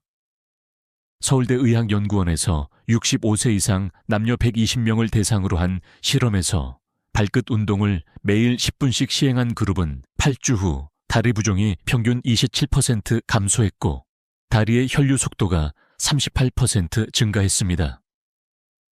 그뿐 아니라 천이 올라가고 수면의 질도 개선되었습니다. 이 운동은 또 다른 중요한 역할을 합니다. 균형 감각을 되살리는 것입니다. 발끝을 미는 동작은 발바닥의 감각신경을 자극해 뇌의 평형기관에 신호를 보냅니다. 이 과정이 반복되면 뇌는 다시 서 있는 감각을 학습합니다. 그래서 이 운동을 꾸준히 한 어르신들은 갑자기 중심을 잃거나 비틀거리는 일이 줄어듭니다. 낙상 예방의 시작은 거창한 근력 운동이 아니라 이런 작고 섬세한 자극에서 출발합니다. 한 가지 기억해 두셔야 할 점이 있습니다. 발끝을 밀고 당길 때 숨을 참지 마세요. 숨을 멈추면 혈압이 올라가고 혈류가 원활히 순환하지 못합니다. 반대로 숨을 내쉬며 발끝을 밀면 복부 압력이 낮아져 피가 더 자연스럽게 위로 올라갑니다. 이것이 바로 근육과 호흡이 만드는 순환의 리듬입니다. 흥미로운 논의가 하나 있습니다. 일부 연구자들은 하체 근육은 노화되면 회복이 어렵다고 주장하지만 최근 유럽 재활의학회 보고서에서는 반대의 결론을 제시했습니다. 발끝 밀기 같은 저부하 운동을 꾸준히 시행한 노인그룹에서 근육 내 모세혈관 수가 19% 증가했고 산소 흡수율이 개선되었다는 것입니다. 즉, 하체는 여전히 살아있습니다. 단지 신호를 기다리고 있을 뿐입니다. 이제 당신의 발끝이 그 신호를 보냈습니다. 다리가 따뜻해지고 맥박이 느껴지기 시작한다면 이미 혈류가 살아난 것입니다. 그 순간부터 몸은 다시 회복을 준비합니다. 이제 세 번째 단계로 넘어갑니다. 상체와 하체를 연결하여 신경회로를 강화하는 손가락 쥐기와 팔 근육 연결법. 이 동작이 근육 회복의 완성 단계입니다. 손끝 하나가 다리 근육과 연결되어 있다는 사실, 놀랍지 않습니까? 많은 분들이 이렇게 말합니다. 손과 다리가 무슨 상관이 있나요? 하지만 의학적으로 보면 손가락의 움직임은 다리 근육과 직접 연결되어 있습니다. 인간의 신경계는 상하체를 분리하지 않습니다. 특히 손을 꽉 쥐는 행위는 뇌의 운동피지를 자극하고 그 신호가 척수를 통해 전신의 근육으로 확산됩니다. 즉, 손가락 하나를 움직이는 것만으로도 다리 근육이 활성화될 수 있다는 뜻입니다. 이것이 바로 손가락 쥐기와 팔 근육 연결법의 핵심입니다. 침대 위나 의자에 앉은 상태에서 양손을 무릎 위에 두고 가볍게 주먹을 쥡니다. 그 다음 숨을 들이마시며 손가락에 힘을 주고 내쉴 때 천천히 풀어줍니다. 이 동작을 10초 간격으로 10회 반복합니다. 손바닥의 긴장과 이완이 교차될 때 신경신호가 전신으로 흘러가며 근육의 반응성을 되살립니다. 서울 아산병원 재활의학과 연구에서는 이런 손 운동이 하체 근육에 미치는 놀라운 효과를 보고했습니다. 팔을 쥐었다 폈을 때 허벅지와 종아리의 근전도, 근육 활동 전류가 평균 14% 증가했습니다. 특히 근육 감소증 초기 단계의 노인들에게서 이 효과가 두드러졌습니다. 신경계가 하나의 네트워크로 작동하기 때문입니다. 또 하나 주목할 점은 손 운동이 자율신경의 균형을 회복시킨다는 것입니다. 나이가 들수록 교감신경이 과도하게 활성화되어 근육이 긴장하고 피로가 쉽게 쌓입니다. 하지만 손을 반복적으로 쥐었다 펴는 단순한 리듬은 부교감신경을 자극해 몸을 안정시킵니다. 그 결과 근육이 편안하게 풀리면서 더 효율적으로 회복됩니다. 이 운동은 단순한 근력 훈련이 아니라 신경 재활입니다. 손의 움직임이 척수를 타고 다리 근육으로 이어지면서 누베와 근육 사이의 신호 속도를 다시 조율합니다. 이 과정이 반복되면 걷는 동안 다리 근육이 스스로 반응하는 능력이 되살아납니다. 그래서 병원에서는 침대에 누운 환자에게도 손 운동을 권장합니다. 움직임이 멈춘 신경을 깨우는 가장 안전한 방식이기 때문입니다. 한 78세 남성 환자의 사례를 들어보겠습니다. 이분은 낙상 후 1년 동안 걷지 못했습니다. 물리치료조차 버겁던 그는 매일 아침 손가락 운동부터 시작했습니다. 걷지는 못하지만 손은 움직일 수 있으니까요. 그는 하루 5분씩 손가락을 쥐었다 폈습니다. 3주가 지나자 팔에 힘이 붙고 상체를 일으킬 수 있었습니다. 그로부터 2달 후 그는 보행기에 의지해 다시 병원 복도를 걸었습니다. 그때 그가 한 말이 아직도 기억납니다.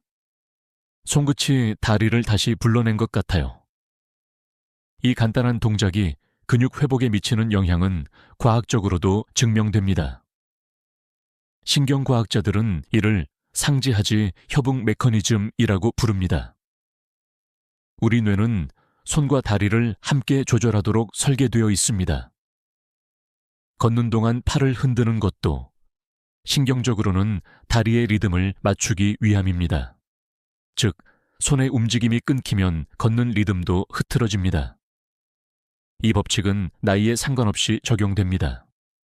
이제 당신의 몸이 조금씩 따뜻해졌을 겁니다. 팔이 가볍고 다리가 미세하게 반응하는 느낌이 든다면 이미 근육 회복, 루프가 작동하고 있는 것입니다. 근육은 움직이는 부위만 살아나는 것이 아닙니다. 움직임을 느끼는 뇌의 영역이 깨어날 때 비로소 전신이 함께 변합니다. 이제부터는 경고의 시간입니다. 근육을 회복시키는 방법을 아셨다면 반대로 그것을 조용히 파괴하는 습관들도 알아야 합니다. 다음 장에서는 많은 어르신들이 무심코 반복하는 근육을 녹이는 생활 습관 3가지를 공개하겠습니다. 이 습관을 바로잡지 않으면 지금의 노력은 절반으로 줄어듭니다. 지금까지 근육을 되살리는 법을 배웠습니다. 하지만 이 시점에서 꼭 알아야 할 것이 있습니다. 아무리 운동을 해도 근육을 조용히 녹여버리는 습관을 그대로 유지한다면 변화는 오래가지 않습니다. 실제로 병원에서 근육감소증으로 진단받은 어르신 10분 중 8분이 공통적으로 가지고 있는 3가지 습관이 있습니다. 오늘은 그 은밀한 3가지를 말씀드리겠습니다. 첫째는 오랜 시간 같은 자세로 있는 습관입니다. 특히 TV 앞에 앉아 몇 시간을 보내거나 스마트폰을 들고 침대에 기대 앉아 있는 경우가 많습니다. 근육은 정지 상태에서 빠르게 약해집니다. 움직이지 않는 동안 근육 속 혈류가 줄고 산소 공급이 떨어지면서 세포가 휴면 상태로 들어갑니다. 한 연구에서는 단 5일간 하루 10시간씩 앉아있던 70대 남성들의 허벅지 근육량이 평균 3% 감소했다고 보고했습니다. 놀라운 것은 그 회복에 4주가 걸렸다는 점입니다. 즉, 5일의 정지에는 한 달의 재활이 필요하다는 뜻입니다.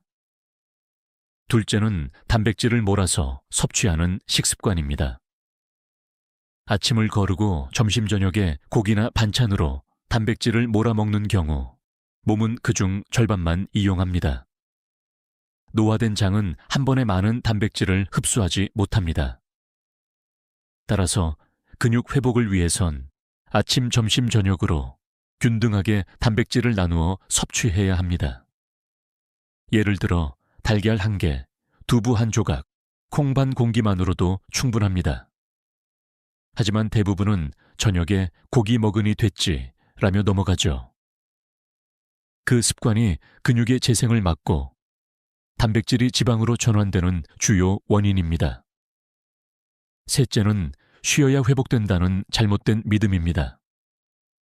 물론 무리한 운동은 해롭습니다.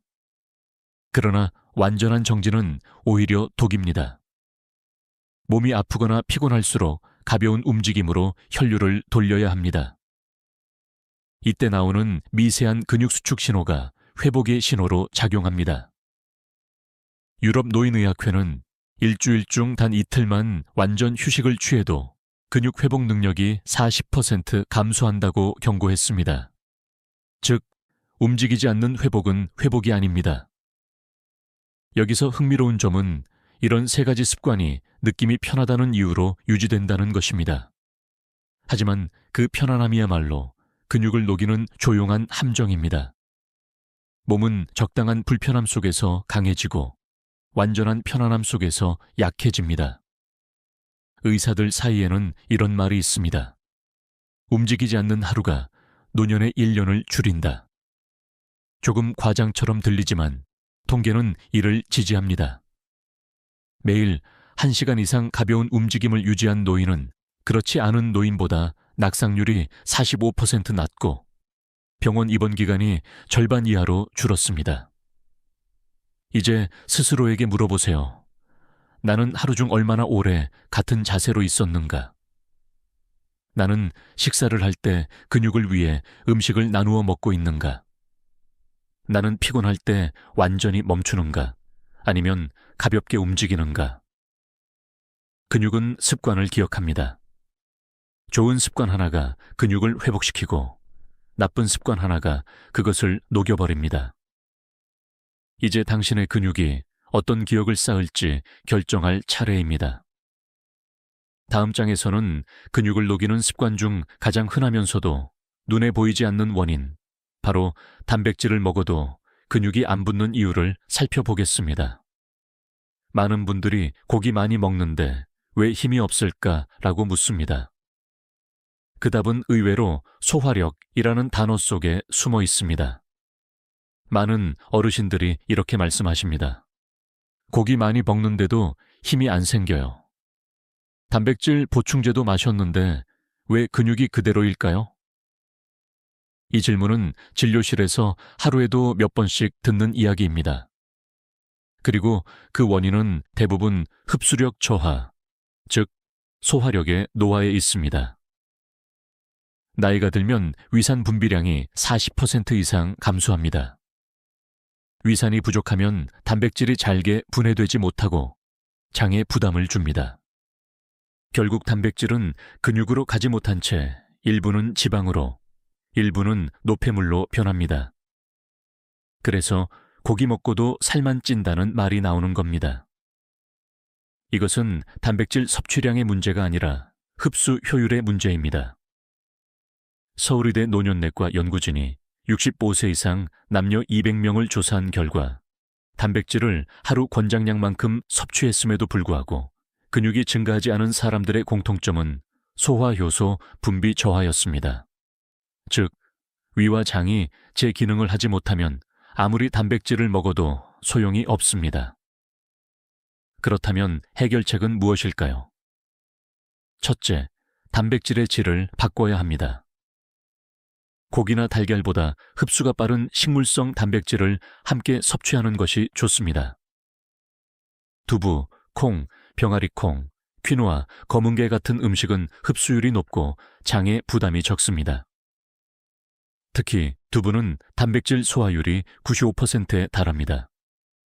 고기보다 적게 먹어도 몸은 더 효율적으로 이용합니다. 둘째, 소화력을 높이는 습관이 필요합니다. 식사 중 물을 너무 많이 마시지 말고 식후 30분 후에 따뜻한 물을 한 잔 마셔주세요. 위산이 희석되지 않아 단백질 분해 효소가 제대로 작동합니다. 또한 식사 전후로 짧은 복부 호흡을 10회 정도 반복하면 장 운동이 활발해지고 소화효소 분비가 촉진됩니다. 셋째, 운동 타이밍을 조절해야 합니다. 운동 후 30분 안에 단백질을 섭취하면 흡수율이 2배 높아집니다. 이 시기를 근육의 황금 시간, 골든 타임이라 부릅니다. 운동으로 근육이 미세하게 손상되면 그 틈으로 단백질이 흡수되어 회복과 성장을 촉진합니다. 하지만 운동과 식사 간격이 2시간 이상 벌어지면 그 효과는 절반 이하로 줄어듭니다. 이 부분에 대해 학계에서는 논쟁이 있습니다. 일부 연구자들은 노년층은 단백질 흡수율이 떨어지므로 섭취량을 늘려야 한다고 주장합니다.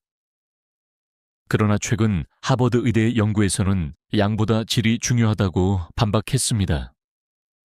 즉, 단백질의 출처와 소화 효율이 근육 회복의 핵심이라는 것입니다. 한마디로 얼마나 먹느냐보다 얼마나 잘 흡수하느냐가 중요합니다. 소화력이 회복되면 근육도 즉시 반응합니다. 몸이 가벼워지고 피로가 줄며 아침에 눈을 뜰 때 힘이 조금 더 느껴집니다. 이때가 바로 근육 회복의 신호입니다. 그 느낌이 왔다면 단백질이 제자리를 찾고 있다는 뜻입니다. 이제 스스로에게 물어보세요. 나는 단백질을 먹고 있는가? 아니면 흡수하고 있는가? 당신의 장이 건강해야 근육도 건강해집니다. 근육은 위장에서 시작된다는 사실 기억하십시오. 다음 장에서는 이보다 더 깊은 이야기로 넘어갑니다. 우리가 잠든 동안 몸속에서 어떤 일이 일어나는지 아십니까? 밤에 근육이 파괴되는 은밀한 시간대, 그 숨겨진 원인을 밝혀드리겠습니다. 잠이 회복의 시간이 될 수도, 파괴의 시간이 될 수도 있습니다. 많은 사람들이 이렇게 말합니다. 잠은 회복의 시간이다. 물론 맞는 말입니다. 하지만 모든 잠이 회복으로 이어지는 것은 아닙니다. 나이가 들수록 특히 60세 이후에는 수면 중에 오히려 근육이 파괴되는 시간대가 존재합니다. 그 이유를 이해하면 같은 잠이라도 근육을 살리는 방향으로 바꿀 수 있습니다. 먼저 근육은 수면 중에도 끊임없이 분해와 합성을 반복합니다. 젊을 때는 합성 속도가 더 빨라 근육이 자라지만 노년기에는 그 균형이 깨집니다.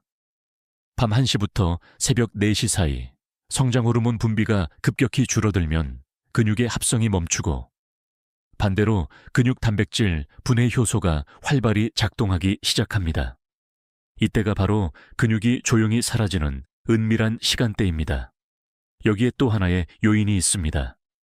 혈당 불안정입니다.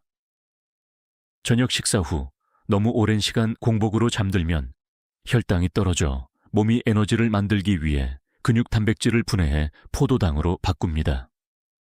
즉, 배고픈 채로 잠든다는 것은 근육을 태워 에너지를 만드는 행위와 같습니다. 서울 성모병원 내분비내과의 연구에 따르면 노년층이 저녁 7시 이전에 식사를 마치고 공복 상태로 8시간 이상 잠을 잤을 때 다음 날 아침 근육 내 단백질 합성률이 35%나 감소했습니다. 반면 잠들기 1시간 전에 따뜻한 두유 한 잔이나 삶은 달걀 반 개를 섭취한 그룹은 근육 손실이 거의 없었습니다.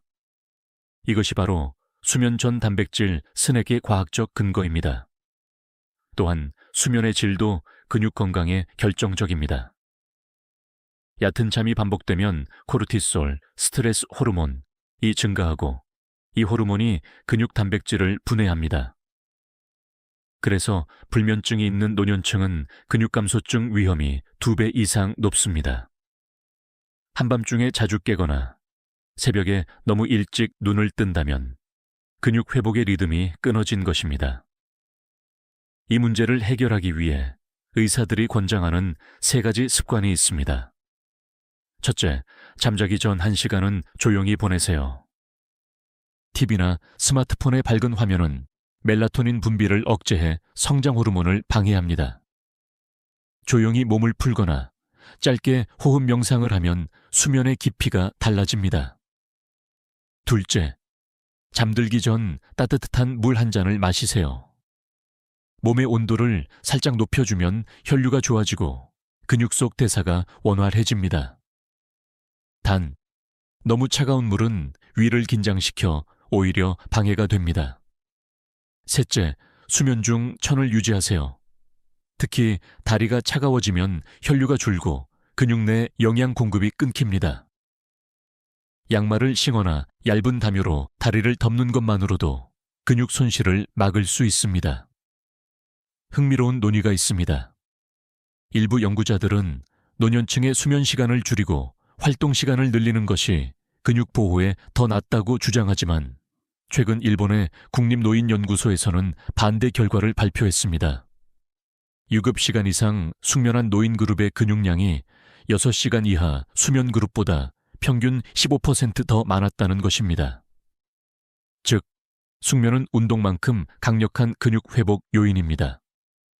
이제 당신의 밤을 돌아보세요. 잠이 당신의 근육을 회복시키고 있습니까? 아니면 서서히 녹이고 있습니까? 당신이 오늘부터 할 일은 단 한 가지입니다. 잠을 회복의 시간으로 바꾸는 것. 그 시작은 단백질을 흡수할 준비가 된 몸과 따뜻한 혈류, 그리고 안정된 수면입니다. 다음 장에서는 약보다 더 강력하게 근육을 살리는 자연식 식단의 비밀을 알려드리겠습니다. 병원 의사들이 실제로 권하는 음식들, 그리고 근육 회복에 도움을 주는 과학적 근거를 함께 살펴봅니다. 의사로서 한 가지 분명히 말씀드릴 수 있는 사실이 있습니다. 근육을 되살리는 최고의 약은 약이 아니라 음식입니다. 몸은 우리가 먹는 것으로 만들어집니다. 따라서 근육을 살리려면 근육이 좋아하는 음식을 먹어야 합니다. 하지만 많은 분들은 여전히 고기만 먹으면 된다고 믿습니다. 그 믿음은 절반만 맞습니다. 고기는 물론 좋은 단백질 공급원입니다. 그러나 나이가 들수록 소화 효소가 줄고 지방 함량이 높은 고기를 과하게 섭취하면 간과 혈관에 부담이 됩니다. 결국 근육은 커지지 않고 피로 물질만 쌓이게 됩니다. 이제는 단백질의 양보다 근육이 흡수하기 좋은 질을 선택해야 합니다. 첫 번째로 추천드릴 음식은 두부입니다. 두부의 단백질 흡수율은 95%에 달하며 아미노산 구성이 고기와 거의 같습니다. 게다가 포화지방이 없고 위에도 부담이 없습니다. 특히 저녁 시간에 두부를 섭취하면 수면 중 근육 손실을 줄이는 효과가 있습니다. 이것이 일본 노인식단에서 두부가 빠지지 않는 이유입니다. 두 번째는 검은 콩과 병아리 콩입니다. 이 콩들은 근육 합성에 필요한 필수 아미노산과 철분이 풍부합니다. 특히 검은 콩의 안토시아닌 성분은 혈관을 확장시켜 근육에 산소를 공급합니다. 즉, 콩은 근육에 영양과 산소를 동시에 주는 식품입니다. 세 번째는 계란입니다. 특히 흰자 부분은 지방이 거의 없고 근육 회복에 직접 작용하는 류신, 르치네을 다량 함유하고 있습니다. 류신은 근육 단백질 합성을 자극하는 핵심 신호물질로 운동 후 30분 안에 계란 한 개를 섭취하면 회복 속도가 크게 빨라집니다. 네 번째는 생선, 특히 등 푸른 생선입니다. 고등어, 꽁치, 연어에는 오메가3 지방산이 풍부합니다. 이 성분은 근육 내 염증을 줄이고 인슐린 감수성을 높여 단백질 이용률을 개선합니다. 최근 미국 워싱턴대 연구에 따르면 일주일에 3번 오메가3을 섭취한 노인은 그렇지 않은 그룹보다 근육 감소증 위험이 30% 낮았습니다. 마지막으로 꼭 강조하고 싶은 것은 비타민 D와 마그네슘입니다. 이 두 가지는 근육의 점화 플러그와 같습니다. 비타민 D는 근육 수축 신호를 전달하고 마그네슘은 에너지를 생산하는 효소의 작동을 돕습니다. 햇빛을 통해 얻는 것이 가장 좋지만 부족하다면 음식으로 보충할 수 있습니다. 연어, 달걀 노른자, 견과류, 시금치가 좋은 선택입니다. 의학계에서는 여전히 논쟁이 있습니다. 보충제와 음식, 어느 쪽이 더 효과적인가? 하버드 의대 영양학과의 결론은 명확했습니다. 보충제보다 음식이 우선이다. 자연식품의 단백질과 미량 영양소는 서로 상호작용하여 몸의 대사를 최적화합니다. 보충제는 한 성분만을 보충하지만 음식은 조화된 생명력을 공급합니다. 하루 식단을 이렇게 구성해 보세요. 아침에는 두유 한 잔과 삶은 달걀, 점심에는 두부 반 모와 채소 반찬, 저녁에는 작은 생선 한 토막과 검은 콩 한 공기. 이 단순한 식단이 4주 뒤 근육량을 눈에 띄게 변화시킵니다. 근육은 우리가 먹는 음식을 기억합니다. 매 끼니가 근육을 살릴 수도 녹일 수도 있습니다. 당신의 식탁이 바로 치료실입니다. 이제 이론은 충분합니다. 다음 장에서는 실제로 근육을 되살린 사람의 이야기를 들려드리겠습니다. 70세에도 다시 걷게 된 한 어르신의 감동적인 사례. 그의 3개월은 의학 교과서를 바꾸어 놓았습니다. 그분의 이름은 김명호 어르신이었습니다. 71살. 서울 근교의 작은 마을에 사시던 평범한 할아버지였죠. 그는 68세 때부터 무릎 통증이 시작되었습니다. 처음에는 계단을 오를 때만 불편했지만 점점 걸음이 짧아지고 결국 외출을 거의 하지 않게 되었습니다. 70세가 되었을 때 근육은 눈에 띄게 줄어 있었습니다. 의사는 말했습니다. 이대로 가면 휠체어 생활을 피하기 어렵습니다. 그 말이 그에게는 선고처럼 들렸다고 합니다. 하지만 그는 포기하지 않았습니다. 다시 걸을 수만 있다면 뭐든 해보겠습니다. 그때부터 시작된 것이 바로 침대 위 10분 운동이었습니다. 첫날, 그는 단 3분도 버티지 못했습니다. 무릎이 당기고 허벅지가 타는 듯 아팠습니다. 하지만 그 다음 날 다시 시도했습니다. 어제보다 한 번만 더.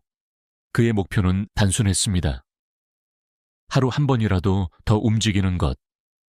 그 작은 결심이 그의 몸을 바꾸기 시작했습니다. 3주째가 되었을 때 그는 놀라운 변화를 느꼈습니다. 아침에 일어날 때 다리가 덜 무거웠습니다. 무릎을 구부릴 때 딱딱 소리가 줄어들었고 발끝까지 감각이 돌아오는 느낌이 들었습니다. 한 달 후 그는 침대에서 혼자 일어나 앉을 수 있었습니다. 2달 후 방 안을 걸을 수 있었습니다. 그리고 3달째 되는 날, 그는 병원 복도를 천천히 걸어 나왔습니다. 그 모습을 본 재활의학과 의사는 조용히 고개를 끄덕였습니다. 어르신, 이건 의학이 아니라 의지의 힘입니다. 하지만 사실 그건 단순한 의지가 아니었습니다. 그는 매일 운동과 함께 식습관과 수면 리듬을 바꾸었습니다. 아침에는 두부 반모, 점심에는 검은 콩, 저녁에는 작은 생선과 따뜻한 물 한 잔. 잠들기 전에는 손가락 쥐기와 무릎 당기기 운동을 했습니다. 그리고 매일 일기를 썼습니다. 오늘은 10번, 내일은 11번.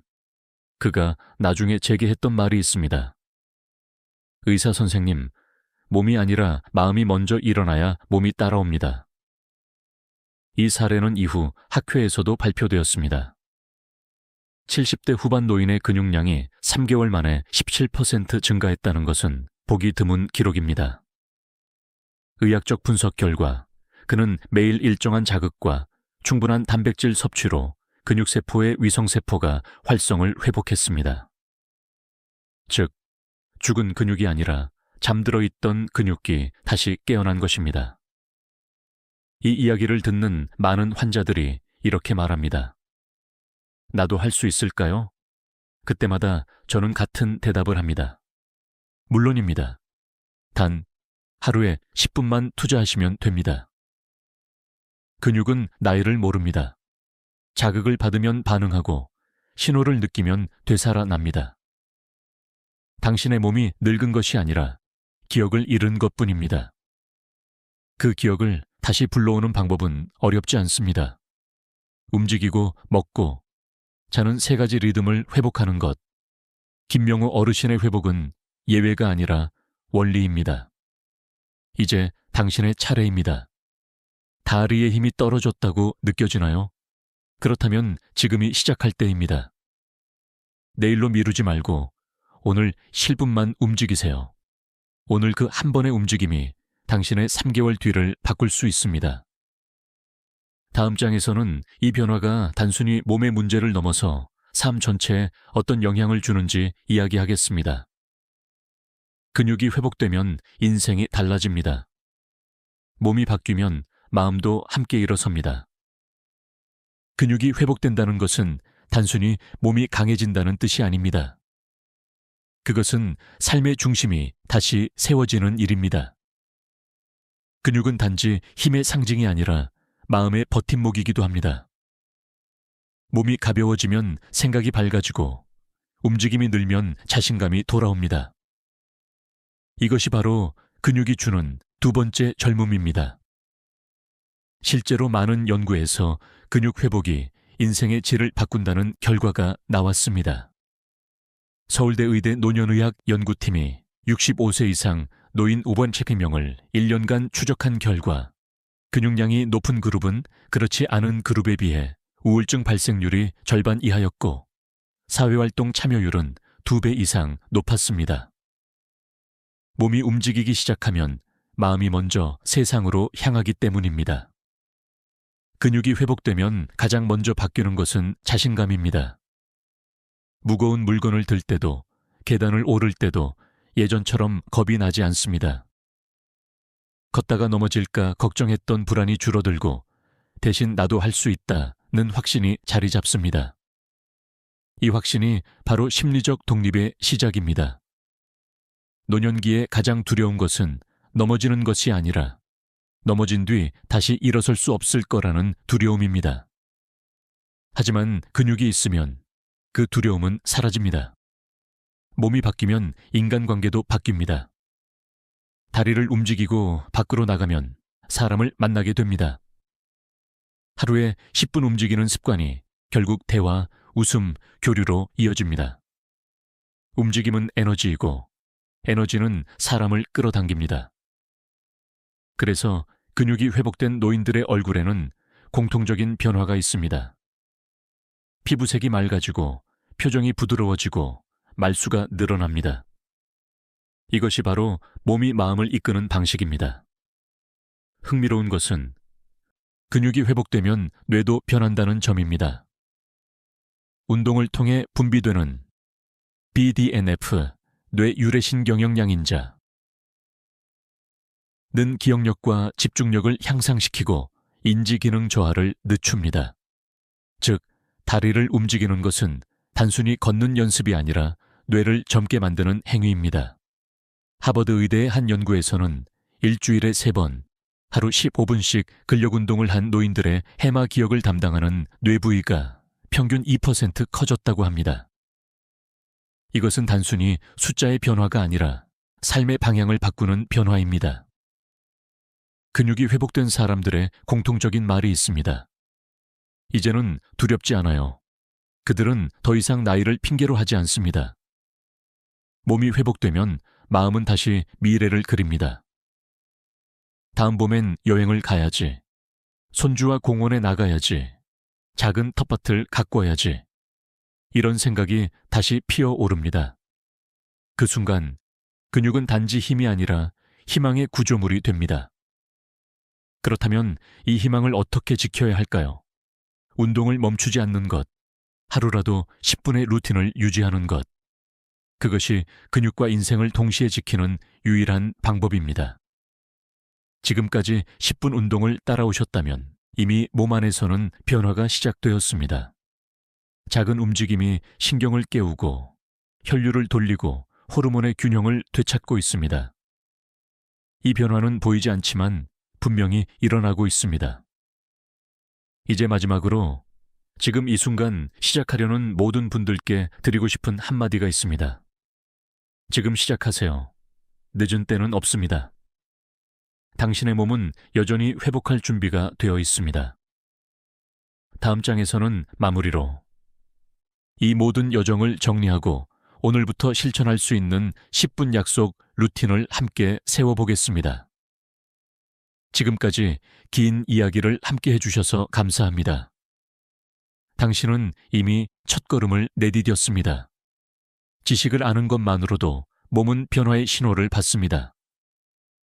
하지만 진짜 변화는 오늘, 이 영상을 보고 난 뒤 10분의 행동에서 시작됩니다.